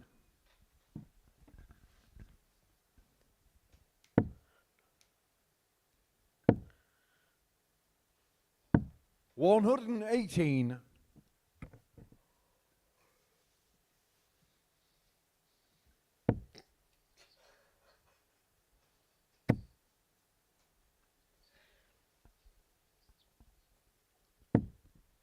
$140.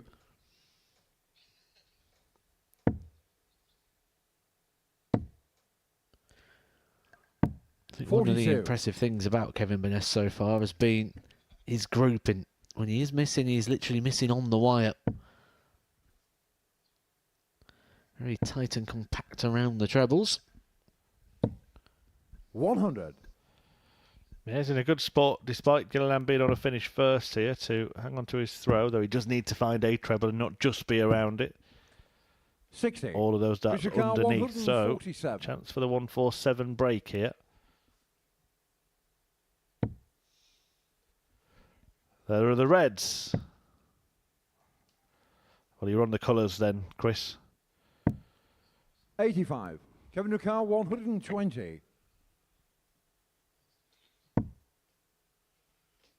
Lovely. Picture perfect by Each on the Kevin second leg, Burness, who Kevin doubles Burness. his lead with the 120. Third leg, Chris to throw first. Game on. And it just goes to show, doesn't it? We were just having a little chat, reflecting on the first half of tonight's action and saying, oh, Chris Gilliland's been consistent. He's in great shape. And if Kevin Burness 45. loses this game, he's struggling. And Burness leads it 2-0, averaging over 20 points more than his opponent. There is always the 83. danger as well of the bar lowering mentality when you come into an event like this. You could come into a tough group where, do you know what? I'd be happy with 4 points tonight, puts me in good contention.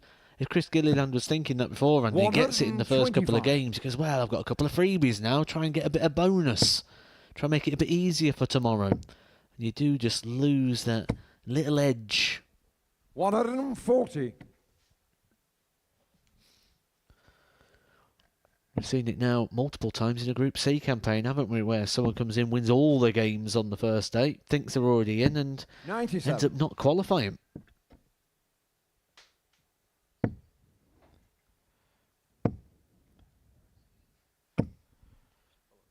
$180. Well, wherever the nickname came from, Kevin Burness has shown some steel, hasn't he, here? Shown some real defiance. Didn't 58. let Kevin Nucar, the first 98. couple of results get him down. And we have spoken about it, or he might not have played here, 58. but he has played in this tournament, in this format, plenty. Albeit in a different location and different surroundings. So you'll be well aware of how to navigate your way through a Group B. 80. Kevin Nucar, 40. One win can change everything. And Kevin Each on the Burness third is leg, well Kevin on Burness. course for it. And not just a win, but a walloping win as well. Fourth leg, Kevin to throw first. If he holds his throw here, we'll see the man at the bottom of the table beat the player at the top Game of the on. table 4-0.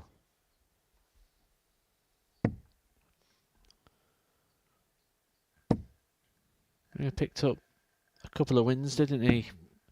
Back in 61. the Modus Online Darts League phases, 4 and 5.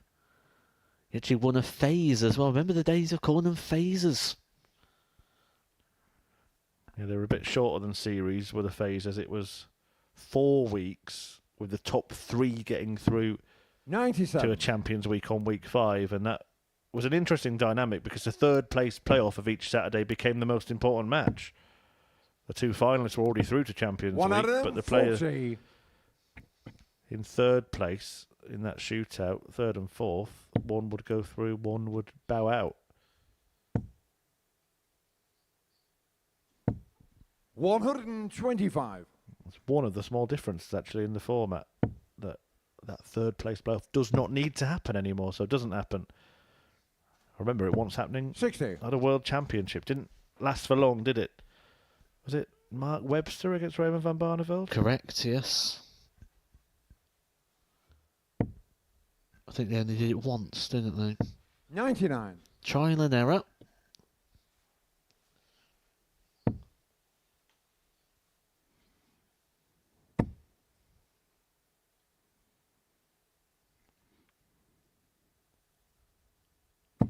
$60.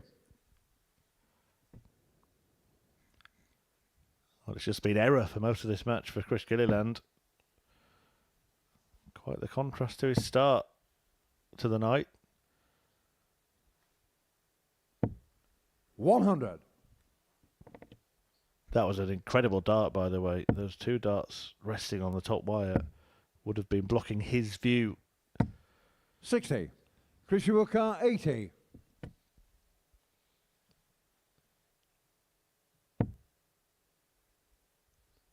His view won't be blocked for tops. Game shot And on he the fourth finds leg, it Chris to Gilliland. avoid the whitewash loss and to break the Burness throw. Fifth leg, Chris to throw first. Game on. Changes the whole complexion and vibe of the game straight away, that breaker throw. The comeback becomes oh so much more realistic. 135.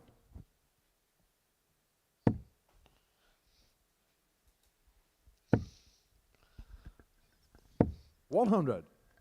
Burness also won the Tom Kirby Memorial Match Play Trophy, which, if I'm not mistaken, 2018 when he won that, used to be played on the World Grand Prix stage. 140.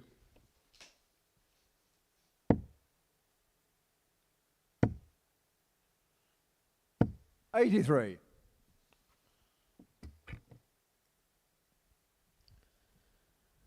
Qualified in for the World Championship in 2019, where he beat Paul Nicholson in the opening round before taking on Gary Anderson. 57. Beat Mick McGowan 6-3 in that final. Mick McGowan himself, a PDC Tour 81. card holder across the years. Very established player.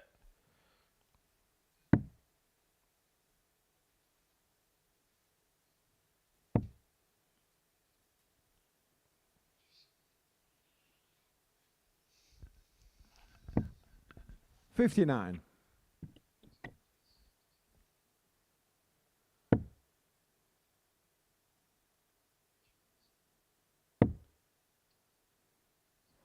41. Chris Yukar, 110. Bit of frustration there from Kevin Burness. Probably feels this comfortable lead may be slipping away. Will be 54. with the advantage of throwing the next leg, which will be the leg he'll be eyeing up as the one he has to get the job done in. Wouldn't mind a bonus chance here, though, 100. should Gilliland not be able to take out the 56. 56.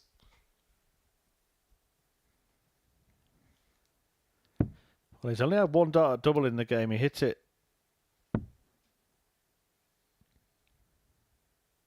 But then 46. misses two, and a Kevin chance O'Connor, now for 96. Burness to get the points in the bag.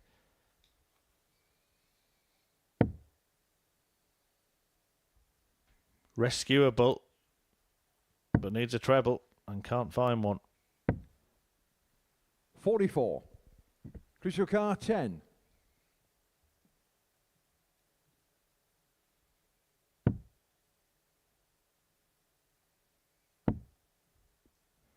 So double two to stay in it.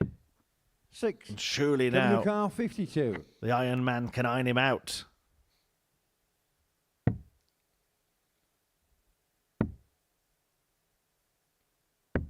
$42. Chris Yukar, 4. Match darts he probably didn't expect to have, but will be frustrated that he's missed. Getting shot on the fifth leg, Chris The Gilliland. 3-0 lead of Kevin Burness is being slowly wiped away. Six leg, Kevin to throw first. Game on. You feel this is the leg if Kevin Burness is to pick up his first victory of his Group B campaign. If it goes the distance, Gilliland will have the advantage of throwing the last leg decider. 121.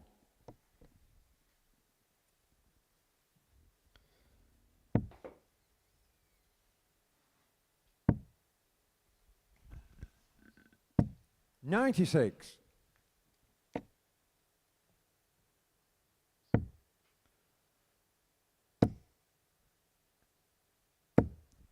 $140.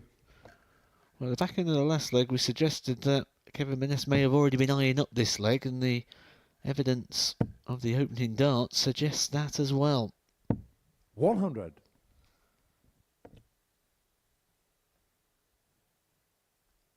£60 points plus these.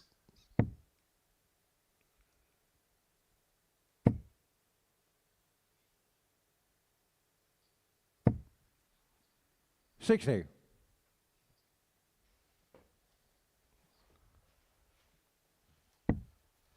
Well, it looks like he'll still get there in the end. A couple of match darts have gone begging, but he does have time on his side here. Kevin 58. Burness. His final game of the evening will be against Aidan Kirk in a couple of games' time, and he could totally turn his night around.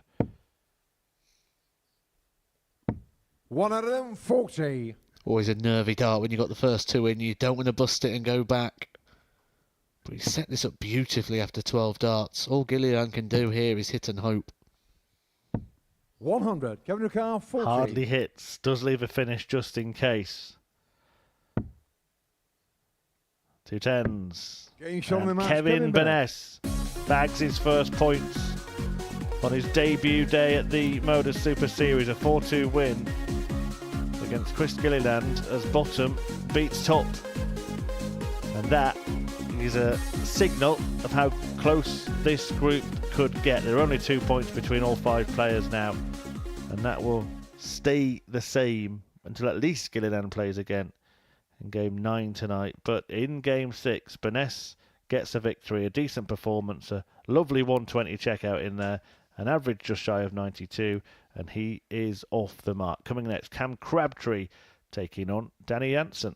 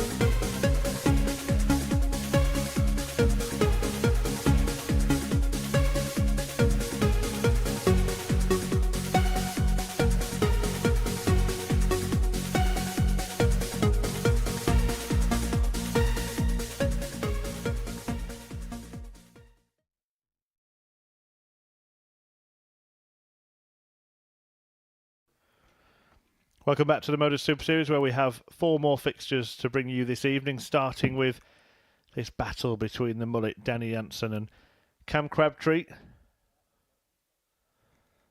the winner of which will join Chris Gilliland on 4 points at the top of the table. That after he was beaten by bottom of the table Kevin Burness, and I think we can now say for definite that this one is going to go long into the night tomorrow to determine which 3 players are going through, because only 2 points separate all the players, and that will be the case until at least the penultimate match of this evening.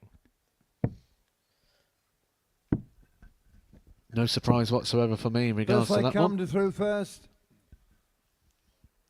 Game on. But this is the 4th meeting of the pair this week. So we're hoping that there's at least 6. Because that'll mean they'll both be through to Saturday night. 95. Which Danny Jansen are we going to get, though? That is the question, and that's kind of been the question 70. throughout the week as well. There's been moments and flashes of brilliance, but without really stringing together those consistent performances. 97.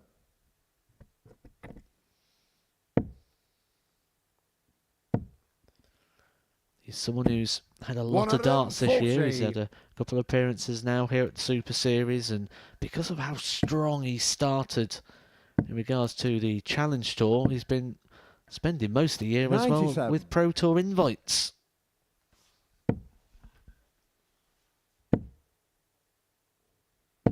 $135. Well, if both players carry on like they've started, we could be in for the best game of the night. Crabtree was 58. excellent Daniel Carr, in his victory over Burness. Jansen was taking out finishes like this for fun. Oh, that one was a long way off the target. 60. Daniel Carr, 154.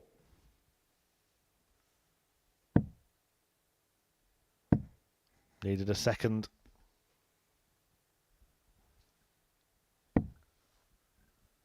$130. Daniel Carr, 96.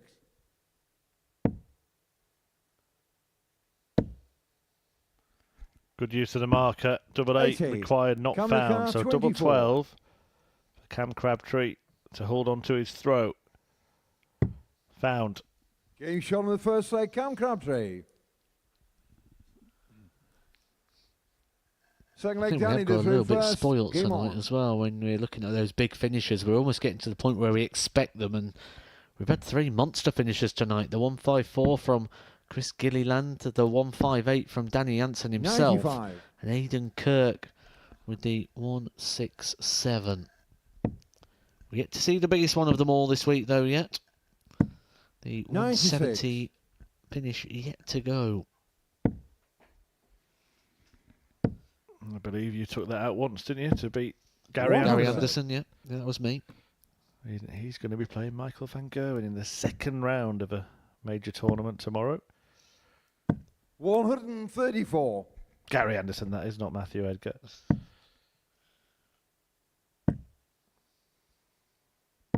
$96. I think they worked that out when you said second round.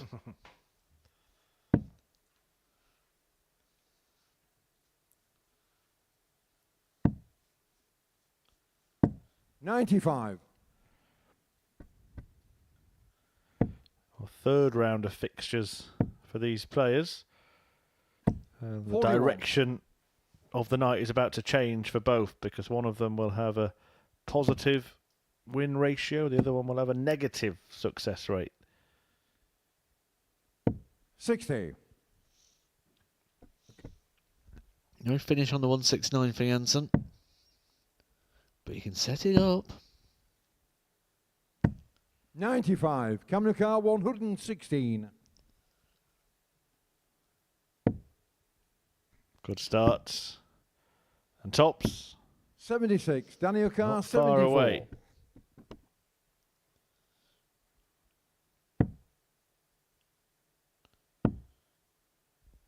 Oh, that's a little bit tricky. He's just have to move to the left to try and 34. open that one up. Cameron Carr, Be a 40. bit closer than he had hoped it to have been.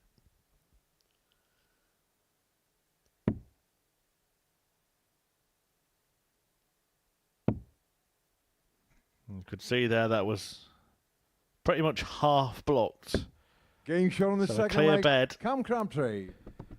He's just the tonic for Cam Crabtree, who doubles leg his Cam to advantage throw in this first. one. Game on. Suddenly, the walk becomes a strut. That's what I want to see a little bit more from Cam as well. Just a little bit more 58. confidence in his own ability, confidence in what he's done and achieved. 100. Yeah, can be understated at times, but became a peacock showing his feathers there.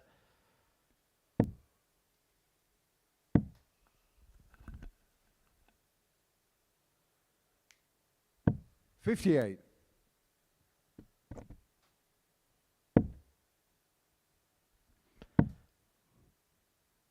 We mentioned next week we've got 98. 3 former champions. It's interesting to see how they approach it on the Super Series stage, having won that title. Certainly Conan Whitehead, who won the first one, is always someone who's come in and acted like he 93. owns the stage. Marvin Van Velzen's the one that will interest me. Reigning and defending champ, to see if he has that 133. same kind of demeanour. First ever champion, wasn't he? Conan Whitehead. 98. Daniel Carr, 170. Well, you would be moaning the lack of fishing. Not going to get the 170 here. 56. And it could have been left better. Crabtree will see an opportunity.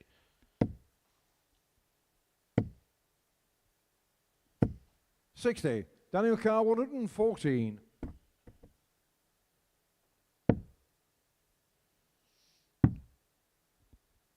Tops. Game shot on the third leg. Danny Nicely Jansen. done. Another ton topper from Danny Jansen. Fourth leg, Danny to throw first. Game on. Yeah, the third one for Danny Jansen in this group. 1, 2, 4, 158 and 114. 93. He did manage 4 in his Group A campaign as well. The 151 being his best checkout of the week so far. 100. In terms of numbers, but in terms of style, I really enjoyed the 129 which he took out. Treble 19, 85. double 18, double 18.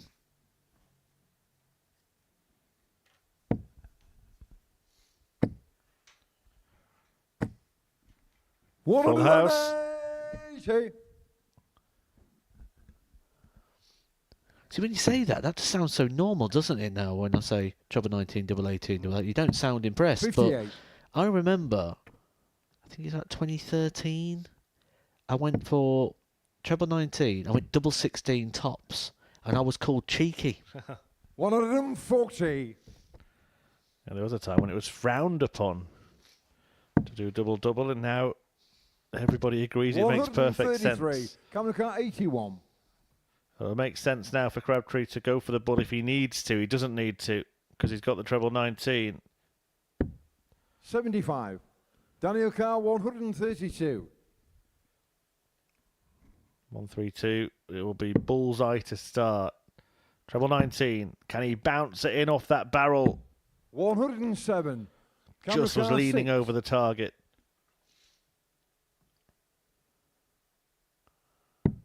Game shot on the fourth leg. Cam Crabtree. Lovely from Cam Crabtree, who does look comfortable at the bottom of the Fifth board. leg Cam to throw first. Game on. And he might look comfortable at the top of the table, because that is where he's heading.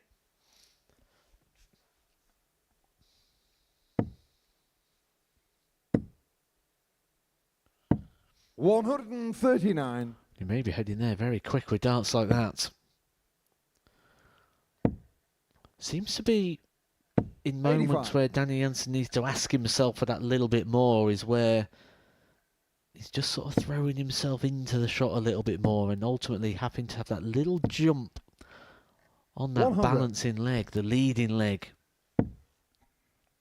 We said we'd see that direction change. One player 140. winning 2 out of 3, one losing 2 out of 3, but I think we've seen a demeanour change for both players as well. It was notable when Crabtree led 2-0 that he did start to strut around the stage somewhat. Also notable that Danny Jansen starting to shake his head, mutter to himself. 82. And to counteract this slight technical breakdown, he throws harder, and he's thrown with venom right now. So 65 was hoping to find the green bit.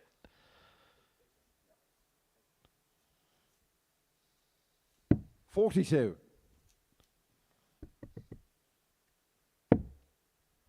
This is a good quick-fire finish to the match, isn't it? It was a 13-darter to lead 3-1. Could be the same to wrap it up. There it is. On the match, Cam Crabtree. 26 darts to complete the last 2 legs. A quick-fire double salvo to get rid of Danny Jansen. And to do it by a 4-1 margin that is more than enough to take Cam Crabtree to the top of the table. He's getting a little telling off from Pollins, not sure what that's about. But he didn't look too sure what it was about either. You see there the average is not too much difference, but it was a game that Crabtree did really boss from start to finish. And he makes it 2 wins from 3. Coming next, Aidan Kirk and Kevin Burness, hoping to do exactly the same thing. Next year, when that decision needs to be made, he's going to be 49. 1 year shy of the age of the seniors. A very viable option. 2 players who are around that age. Well, what did he say about the 9? Will we get the 141? Will the promise come true? Double 12. Shot and the match. Steve West has won the match with a 9-dart.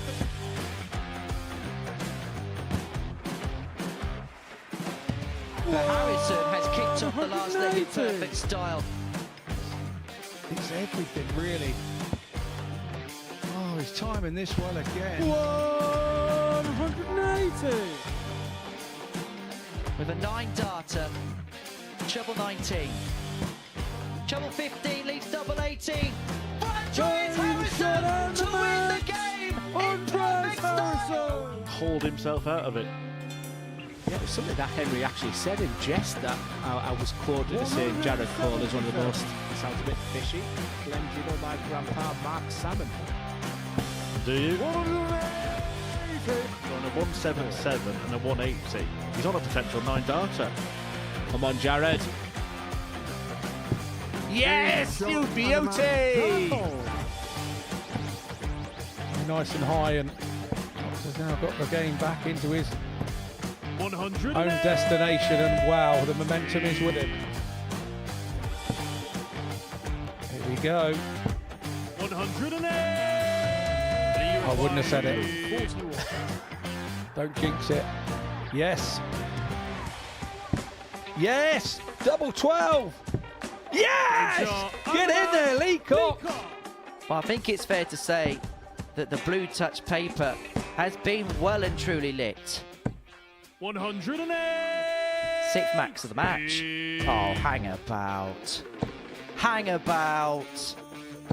It's getting ridiculous now. Can Tommy Leishman give us back-to-back 9-darters in back-to-back games? He could, you know. He could, you know. Goodness gracious me! Tommy Leishman. Back-to-back 9-darters!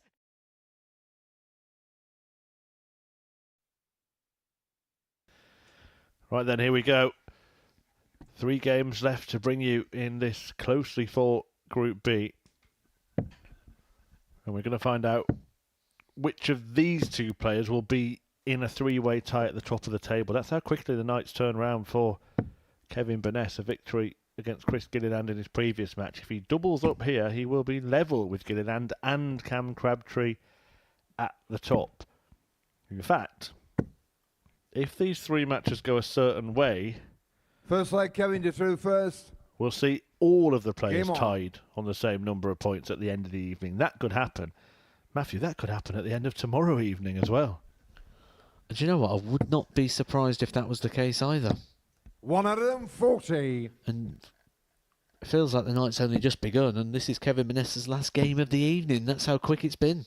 Yeah, if Burness wins this, then Danny Jansen beats Chris Gilliland, and Aidan Kirk gets the better of Cam Crabtree, then we will have every single player pocketing 4 points. 140. From the first 4 matches.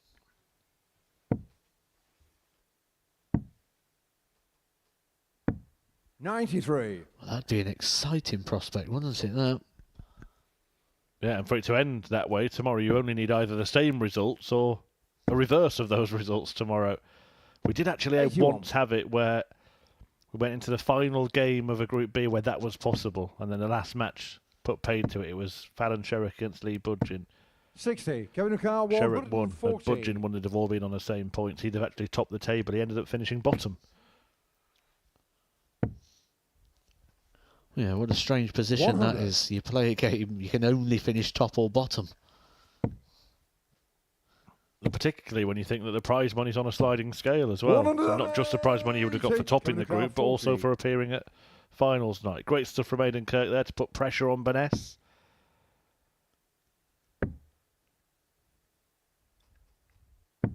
$35. Did the pressure tell? Aidan O'Carr, 108.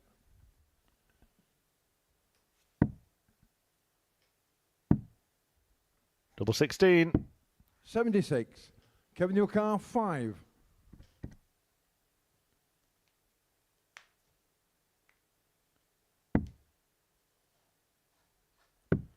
Getting shot on the first leg, Kevin Burness. So the first leg in the ledger with throw. Second leg, Aidan to throw first. Game on.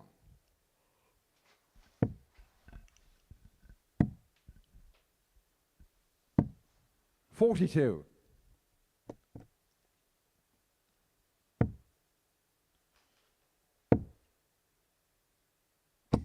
$81.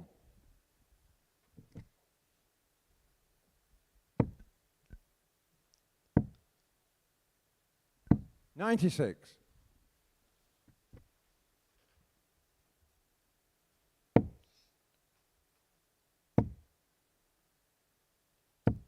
$100.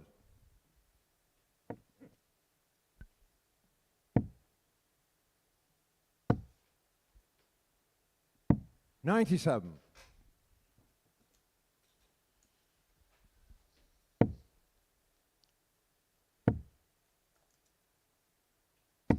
$81.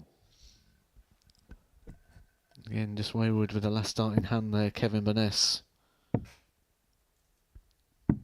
99.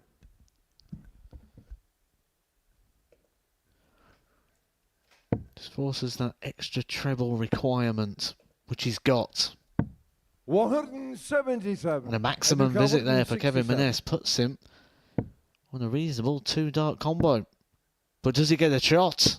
142. Does. Kevin Aidan O'Carr, Kirk 62. wires it for his second 167 finish of the evening. So double 16. 46. Aidan O'Carr, 25. Well, Burness will now kick himself. Kirk will try to clean up the remainder. Taking a moment before taking aim at double 4. Getting shot on the He second finds, leg. and we've seen him do that a couple of times tonight, and it's paid off on each occasion. Third leg, Kevin to throw first. Game on. Giving the dart the full care and attention, particularly when switching to the opposite side of the board.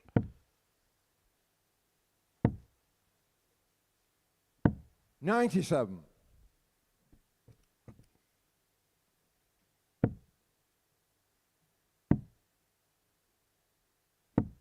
$93.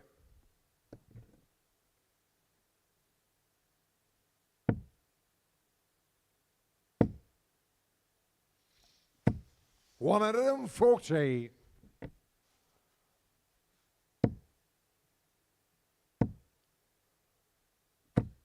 $140.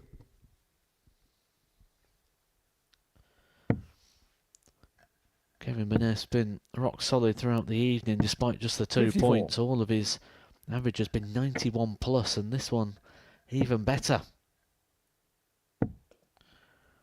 Between him and Cam Crabtree, 58. they've really been the standard setters for that consistency.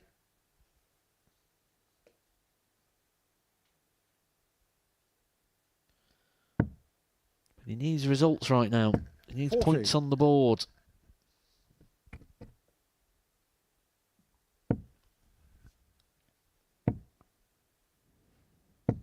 $60. Kevin O'Carr, 170. So the 170 is on offer.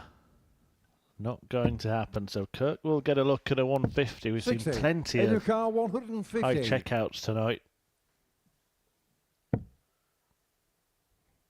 Slightly wayward. 92. Kevin O'Carr, 110.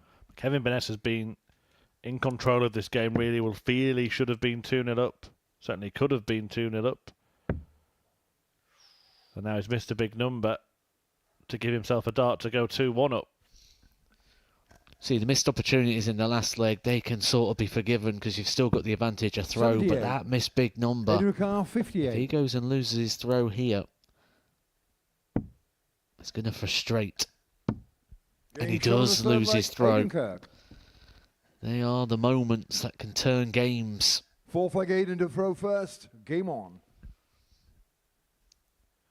If Burness is beaten here, remember this is his final game, so we will not get that scenario of deadlock in this group. 180. Oh, Paul Hinks just doing a little Russ Bray impression there. 60.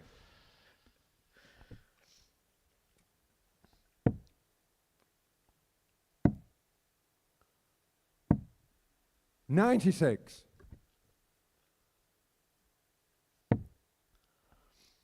Well, there'll be many people over the years done Paul Hinks 96. impressions. Have you ever hit a 180 yourself, Chris? No, but I have done a Paul Hinks impression. Right. I was going to say, because there's always that moment when you 100. hit a 180 that you always call it out in the style of a referee. I'm going to say which one you have impersonated. 59. Aidan O'Carr, 125. Treble 20. You know, when you said earlier that there's always a panic that the third dart 105. goes in because they were on 180 and didn't want to bust, for me there's always a panic. If two darts have ever found their way to the treble 20, that's the problem. 140. Next dart Aidan is O'Carr, 20. anywhere. This dart could be a marker, not used. But the Game last shot on the dart is fourth in leg, Aidan Kirk. for Aidan Kirk. Fifth leg, Kevin to throw first. Game on.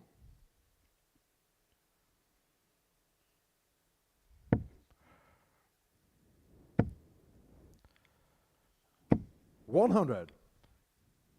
Yeah, when you mentioned the Paul Hinks impression, I was actually going to start the sentence by saying I'll tell you a funny story, but I know that a colleague's had his fingers burnt 134. by starting a sentence that way this week. But I'll tell you a story anyway. And we used to have to do it. Did you ever do them when we used to do those little cross chats to the 135. broadcaster?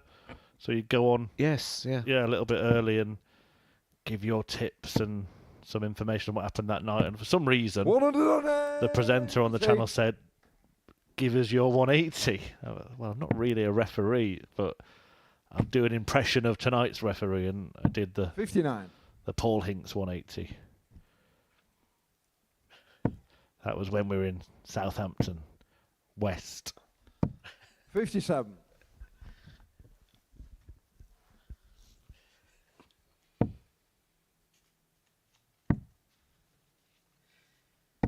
$93. Aidan O'Carr, 130. Well, Kirk will be hoping for the real deal in Paul Hinks to say game shot here, but he won't be saying it after this visit. 42. Kevin O'Carr, 114.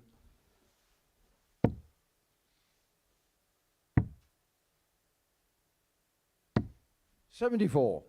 Aidan O'Carr, Is that as 88. close as he gets?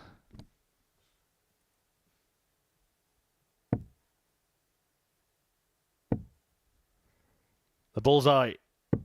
63. Kevin O'Carr, 40.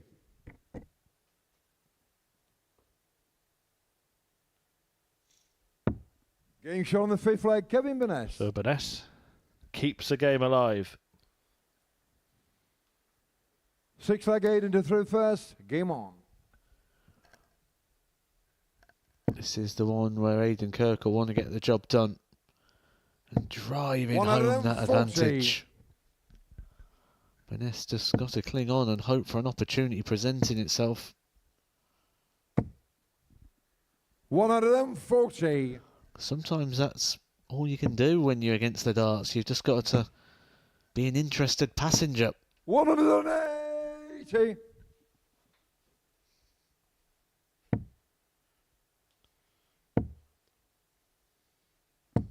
80.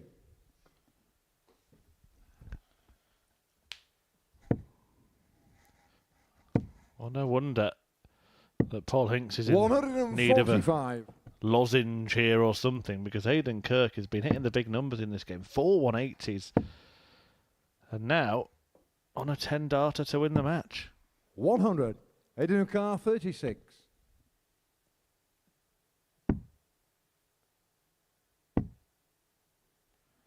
Now what does he do? That's what he does. Match, Aidan Kirk. Had a little fleeting thought about splitting or busting, but then decided that hitting would be the best option. And it is a dozen dart leg in the end that sees Aidan Kirk cross the line. It means that Kevin Burness ends his evening with just one win from his 4 fixtures.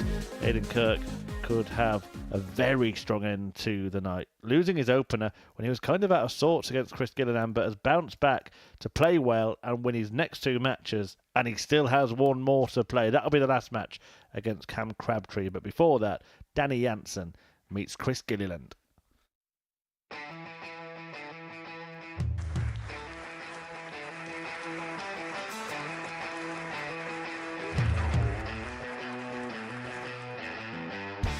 Hang on a minute.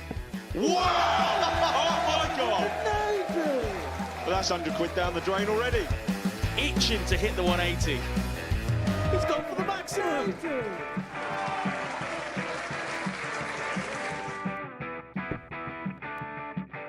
18 for the bull. Bull.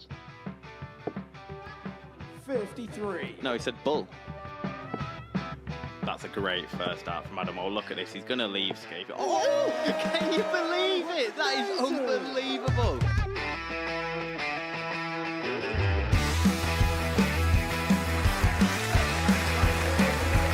Get match darts to put his team into the final. And through to the final they go. Charlie Murphy has hit the match-winning dart on both occasions. Double 4 for the title. Game shot out of the match. Please show your appreciation for the winner of the Influencer Pairs event, George Scaife and Adam Lipscomb.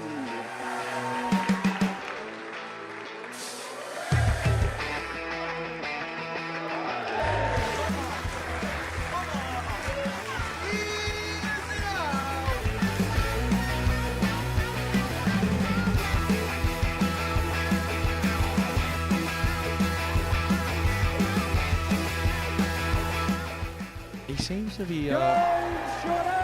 to be out. That's what he is, Charlie Murphy. A couple more visits yet. We're not going to need that. Bosh. Pie face is through. And he is absolutely buzzing. It was a game that pie face dominated throughout.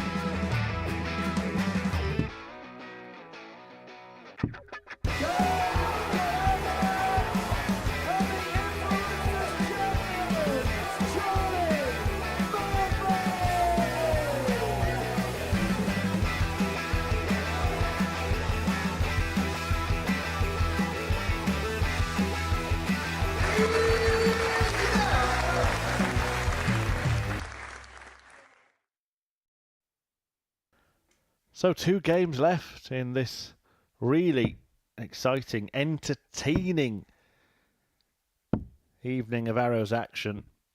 And it's an interesting one, this. Danny Jansen with 1 win from 3, hoping to join Chris Gilliland on 4 points. But Chris Gilliland, you'd have to say, that if he loses this match, he will walk away from this arena disappointed. Despite, probably before the night, most players would have taken 4 points. If he only gets 4 points, having got them by game 3, then Gilliland won't be a happy chappy. Well, further to put a bit of light on what you're saying in regards to this being an entertaining evening, if what you're tuning in for is some quality darts, then you would have been well and truly entertained. We have had 8 matches so far, so that means we've had 16 recorded averages. 12 of those 16 games have been 90 plus 96. averages.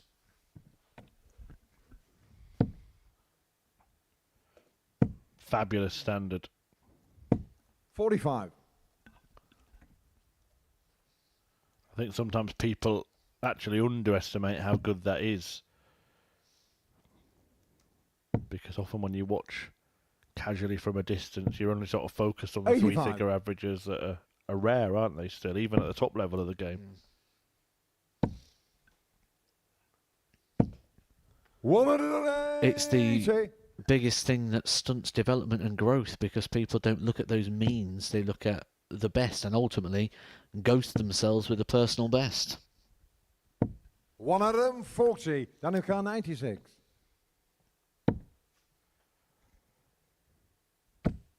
Couldn't get past that dart, but shouldn't matter, 56. he'll be back.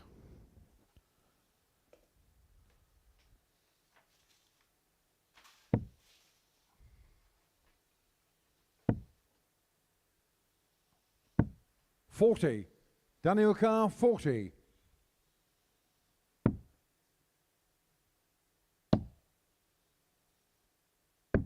Getting shown in the first leg, Danny Jansen. The first leg to Jansen on throw. Second leg, Chris to throw first. Could turn into a real night of Game 2 on. halves, this, for Chris Gilliland.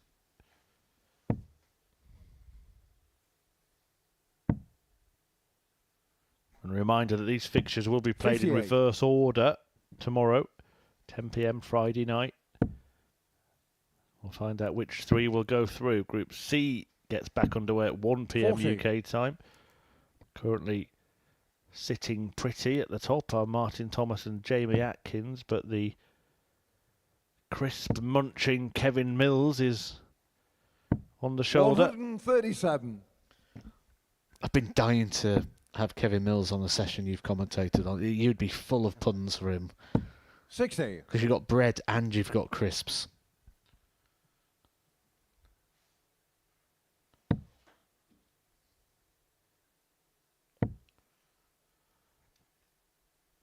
$89. Or maybe, just maybe, he'll make it to Saturday and I can prepare a few there. 100. Quite fancy a crisp sandwich when I get home, to be honest now. Good supper choice, isn't it? Not quite sure about the prawn cocktail for breakfast. Lunch, snacks. 57. Although I do think we do him a disservice sometimes, because he did say it's a combination of bread and crisps. He didn't say it was always crisp sandwiches. Sometimes he'll have crisps by himself. 43. Chris Carr, 160.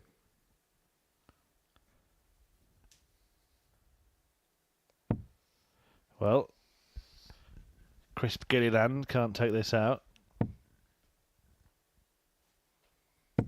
55.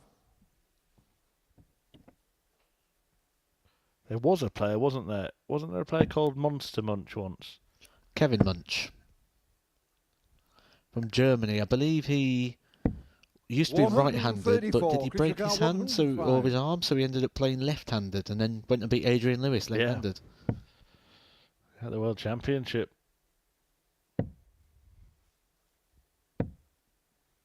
$65. Daniel Carr, 124. German, I believe. Well, the Dutchman here, Danny Jansen, is looking at the ball. 77. Chris Carr, 40.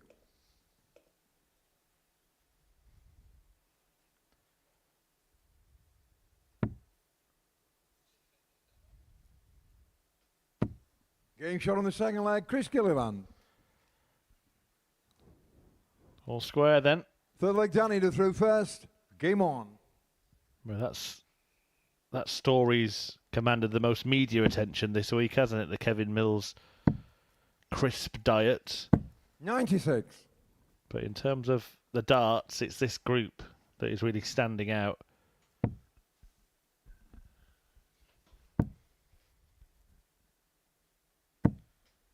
$134.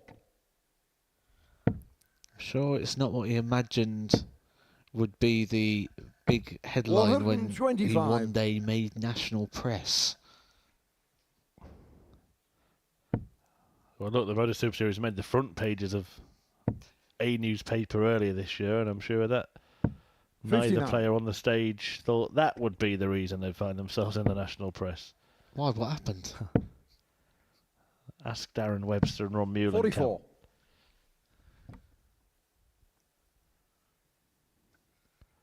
Put it this way, one of them could probably tell you which flavour of crisp the other one had been eating that day. 43.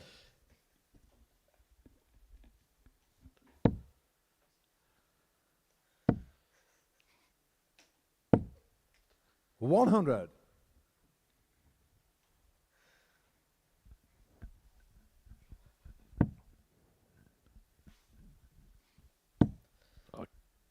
Great view there of stacking the darts. 133. Daniel Carr, 136. Taylor-esque from Gilliland.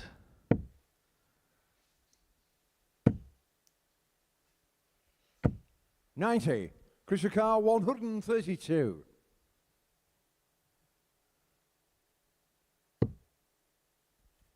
Well, more stacking required here.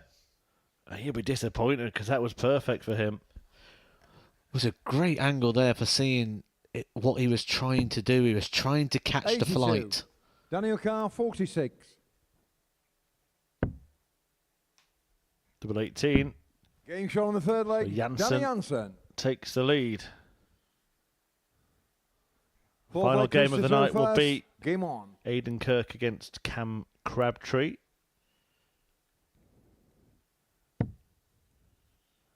And if Jansen can win this one, then the winner of that knows that they will have the lead in the league overnight.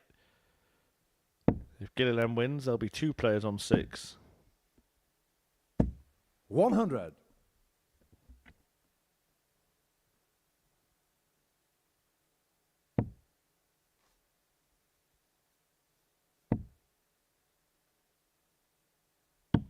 $78.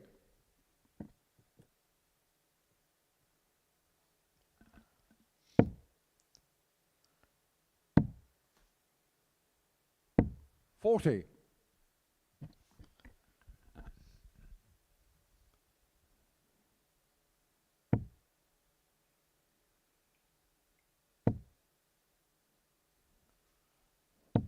$100.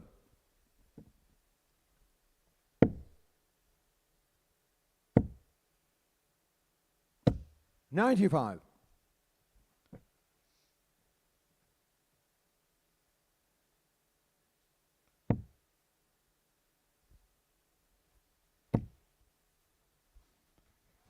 Well, they're not darts that he can 52. use. Switches away unsuccessfully. Matt mentioned in the previous match the 135. Chris Carr, that Danny Jansen was throwing with. Could really see it there, really launching the darts.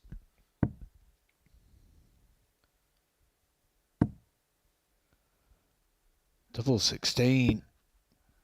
140. Would have added another big finish on this evening. So that is sort of the autocorrect for Danny Jansen. Just throws the darts with a bit more 71. purpose, a bit more Chris Carr, pace 32. to offset that little bit of lift that comes into the game. Well, that could be usable. Building a barrier outside the targets. No score. They Daniel weren't Carr, close 60. enough to deflect. So Jansen can extend his advantage here.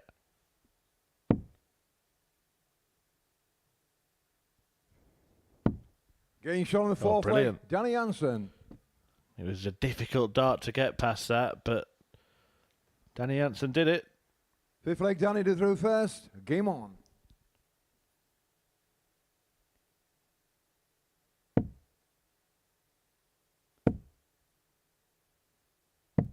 $97.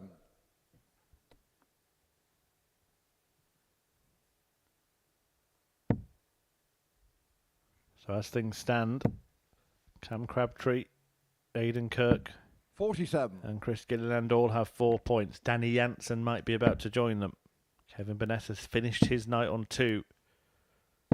And Kirk and Crabtree will fight it out to see who will top the table overnight in the last match of this session.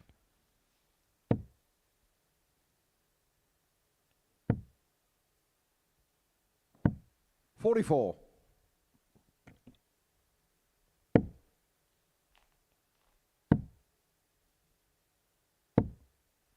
$54. Been a night of 2 halves over Gilliland, hasn't he? It looked like he was going to go through the card with the performances he was putting in at the start of the night. Looked so solid. Looked head and shoulders above the rest towards the 81. back end of the night. Struggling. Averages declining.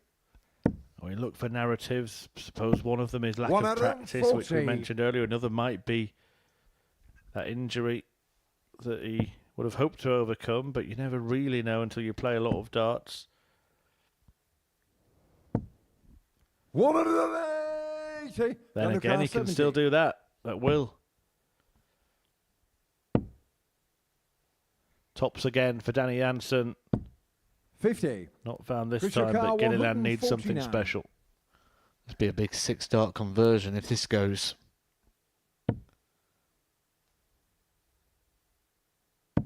Oh, it could. 117. Daniel Carr, 20. Or it would have been 329 in half a dozen darts. You would have hoped to have had Danny Jansen. at least half a dozen points, but instead Chris Gilliland, who had 4 points at about 11 o'clock, still has 4 points as we approach 1 o'clock.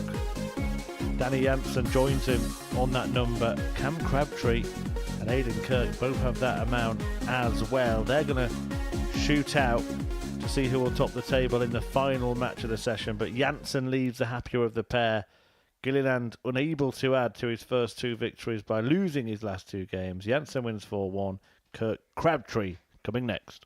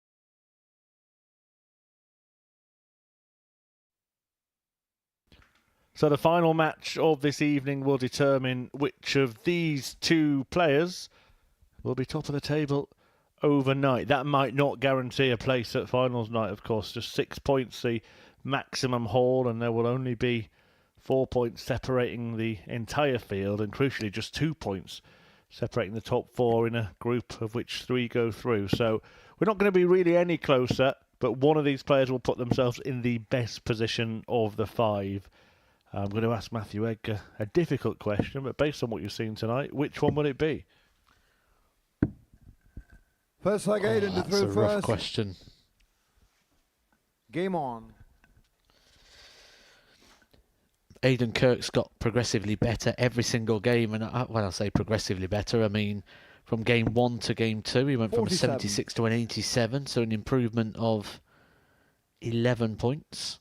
He then rose it up to a 96 in his last performance. Those both winning 45. games. Cam Crabtree has won both of his last 2 games as well. Not dipped below the 90 tonight, high of 98.80. 43. So both players really building up to a blockbuster finish. 59.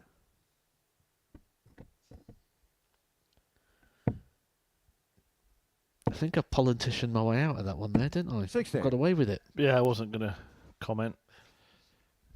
But to be fair, I will be fair.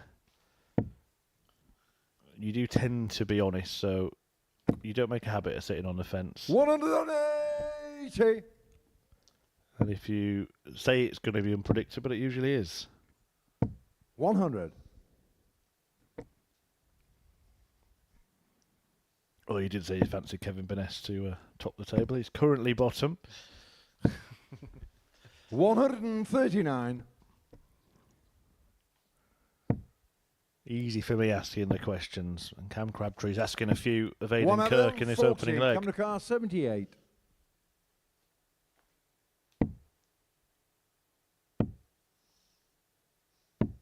$38. Aidan car 111. That was a break opportunity for Crabtree. He will get another opportunity. 48.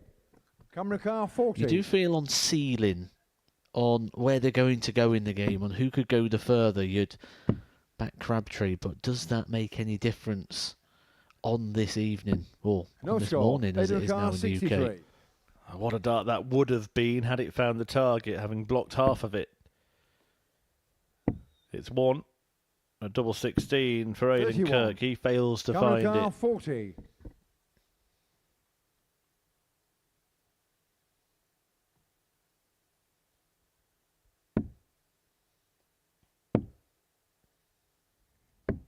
$20. Aidan car 32. Well, it was a good leg until they got to the doubles.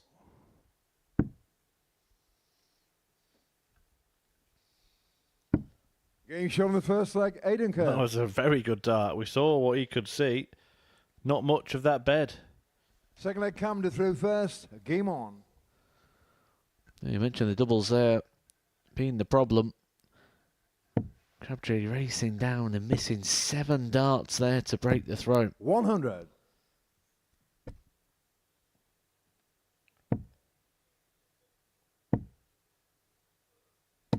$60.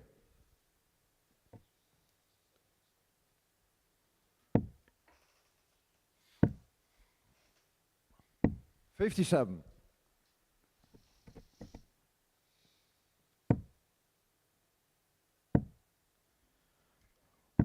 $43. We've been reflecting the quality of this group tonight. Matthew, I'll ask you another question. Anything for John Henderson to be worried about? 58. Everything. Any one of the 5 players tonight on the level of what they have seen. Mention about all those 90-plus averages we've seen so far this evening. 140. That is enough to concern John Henderson, whose daily averages of 91, 88 and 88. 100. That means it'll come down to timing. That means it'll come down to moments.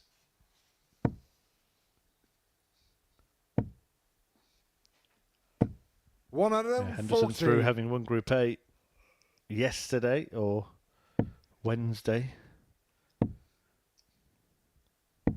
94. Edukar 118.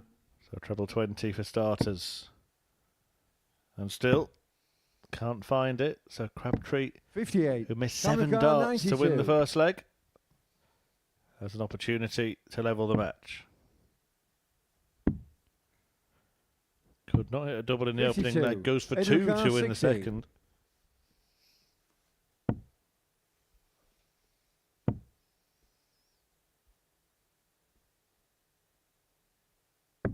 Game shot on the And second again, leg. he took Aidan it a Kirk. moment before delivering that dart. It worked a treat for Aidan Kirk once more. Third leg, Aidan to through first. Game on.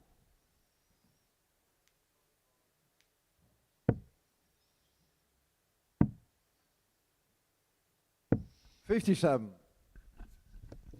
This is a chance for Aidan Kirk to finish on P1, top of the table. However, he'd only be a couple of points away from 4th position.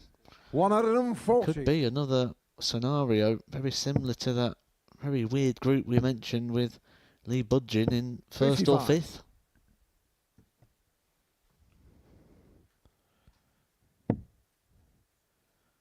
Well, in the end, it's all about how it ends tomorrow. This will 58. be the first match of Friday night's flinging.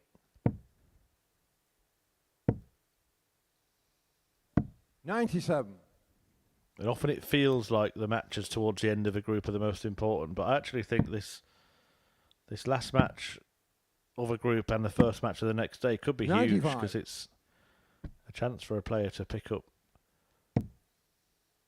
4 points against a potential rival. 100. And what starts to happen tomorrow is you run out of games.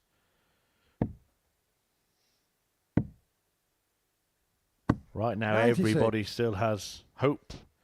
Even Kevin Burness, he might be cut adrift in some ways, only 1 win from 4, but at the end of the day, he's only 1 win away from the qualifying 100. position. Camera car 112.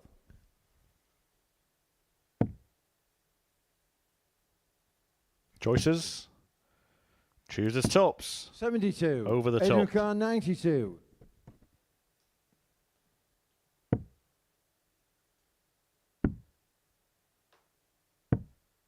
$29. Camera car 40. Game show on the third leg. Cam Crabtree. No problem on this occasion for Crabtree, and it's a breaker throw. Fourth So leg. it does Cam to put through us back first. to Game where we on. would be if there wasn't any breaks whatsoever, but he still needs to find another one now. Crabtree, that is, if he's going to turn this one around. 60.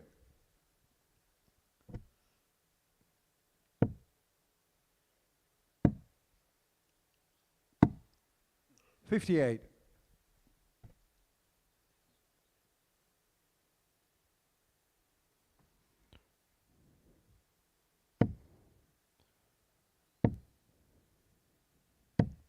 $131.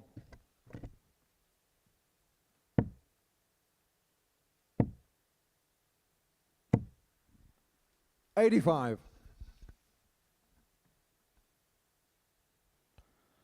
So an almighty lean, isn't it, over the hockey from Cam 59. Crabtree.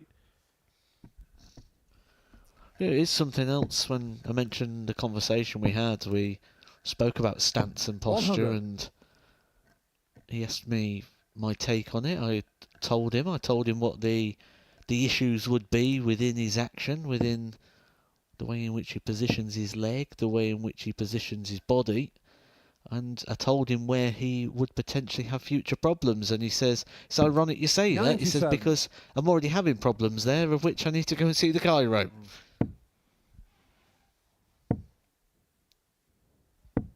$134. Camera car 154. Yeah, different kind of injuries in darts, but when you stood at an hockey in a certain position, you're pretty much stretching certain 64. muscles Edukar 124. and doing it constantly and repeatedly.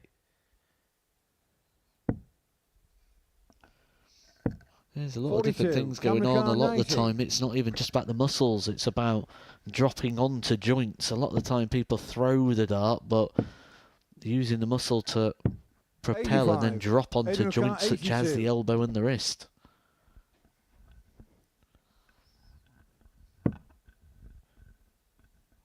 Treble 13 found for tops. 42. Camera car 5. I'll now be hoping to make Kirk feel the pain by landing double 2. Excellent use. Game shot in the 4th leg, Cam Crabtree. Inspector Hinks determines a dart is in the double. 5th leg, Aiden to throw first. Game on. I think the best way to give you a visualization of what I'm trying to talk about dropping onto joints or onto muscles 134. or from muscles is, I mean, you go to the gym almost every day, don't you, Chris? They've got a fantastic vending machine. Imagine doing a bicep curl where you bring it up with control, and then when you get to the top, you just drop it to the bottom. It's going to pull on the shoulder, it's going to pull on the elbow, it's going to tug on the wrist. And do that over and over and over again. Well, actually what you do is you curl it up with control and you lower it down with control. 96. So the muscle is doing the work on the way up and the way down. With this, you're using the muscle to force an explosive movement of throwing an object from a static position. 99. Not like throwing a ball, like you would do in cricket or pitching a ball, where you'd use your hips to rotate and turn and your feet would be set in a position to support that body position and the rotation of the body. With this, we're asking to stand static, have an explosive 65. movement and drop it essentially onto joint.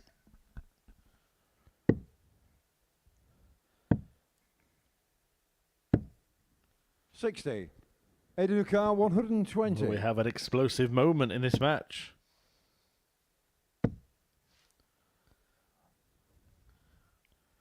Neither player can find a 3-figure finish. 100. Camera car Kirk 72. does leave himself on a double with a great last start. Yeah, it's quite deep for 1 a.m. in the morning, that wasn't it?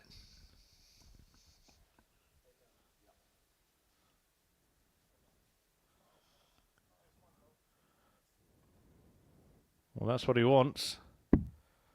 But he can't get it. Aiden 20.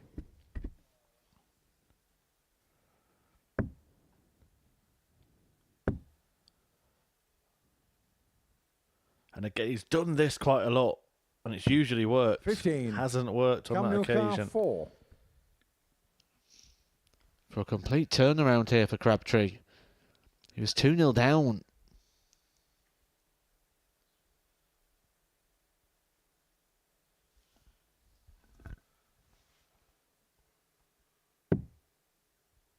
Well, last time he laid one outside and used it, he's done that Crabtree. again to lead this match 3-2.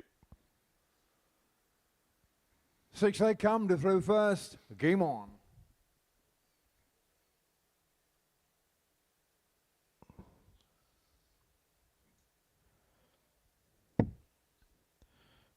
Kirk looks rather wounded at the moment. 140.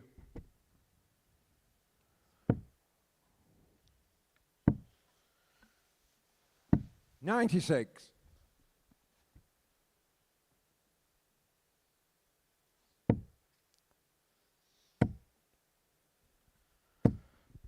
Looks like the second session in a row where Cam Crabtree will win all but one of his matches. He certainly is gathering some momentum that he hopes to take to finals night with him on Saturday. 119.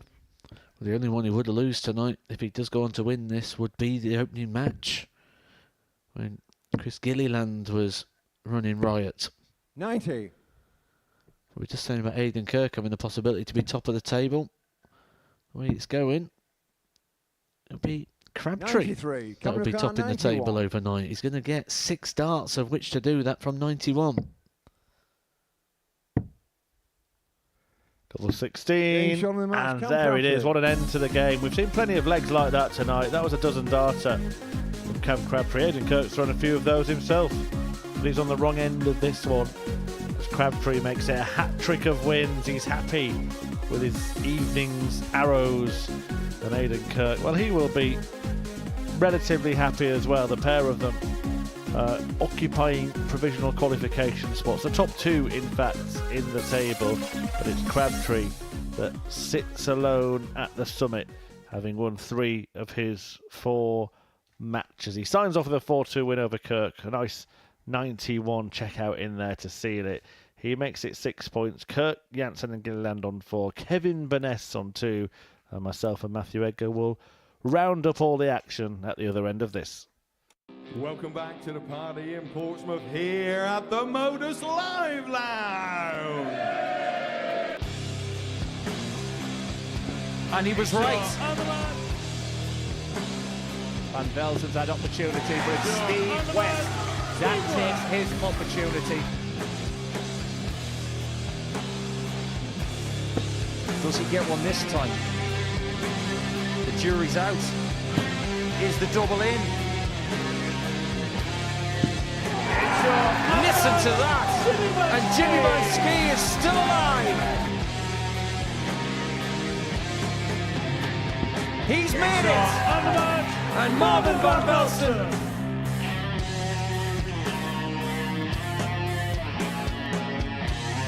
Jimmy Van Ski probably felt he's already been out already tonight. Surely not again.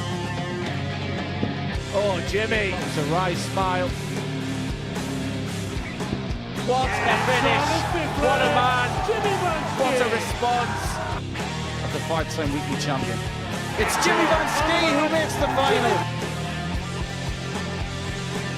Are we, Jimmy? You bet we are! One leg to see who the champ is. Yes, he can! Marvin is the man! Marvin Van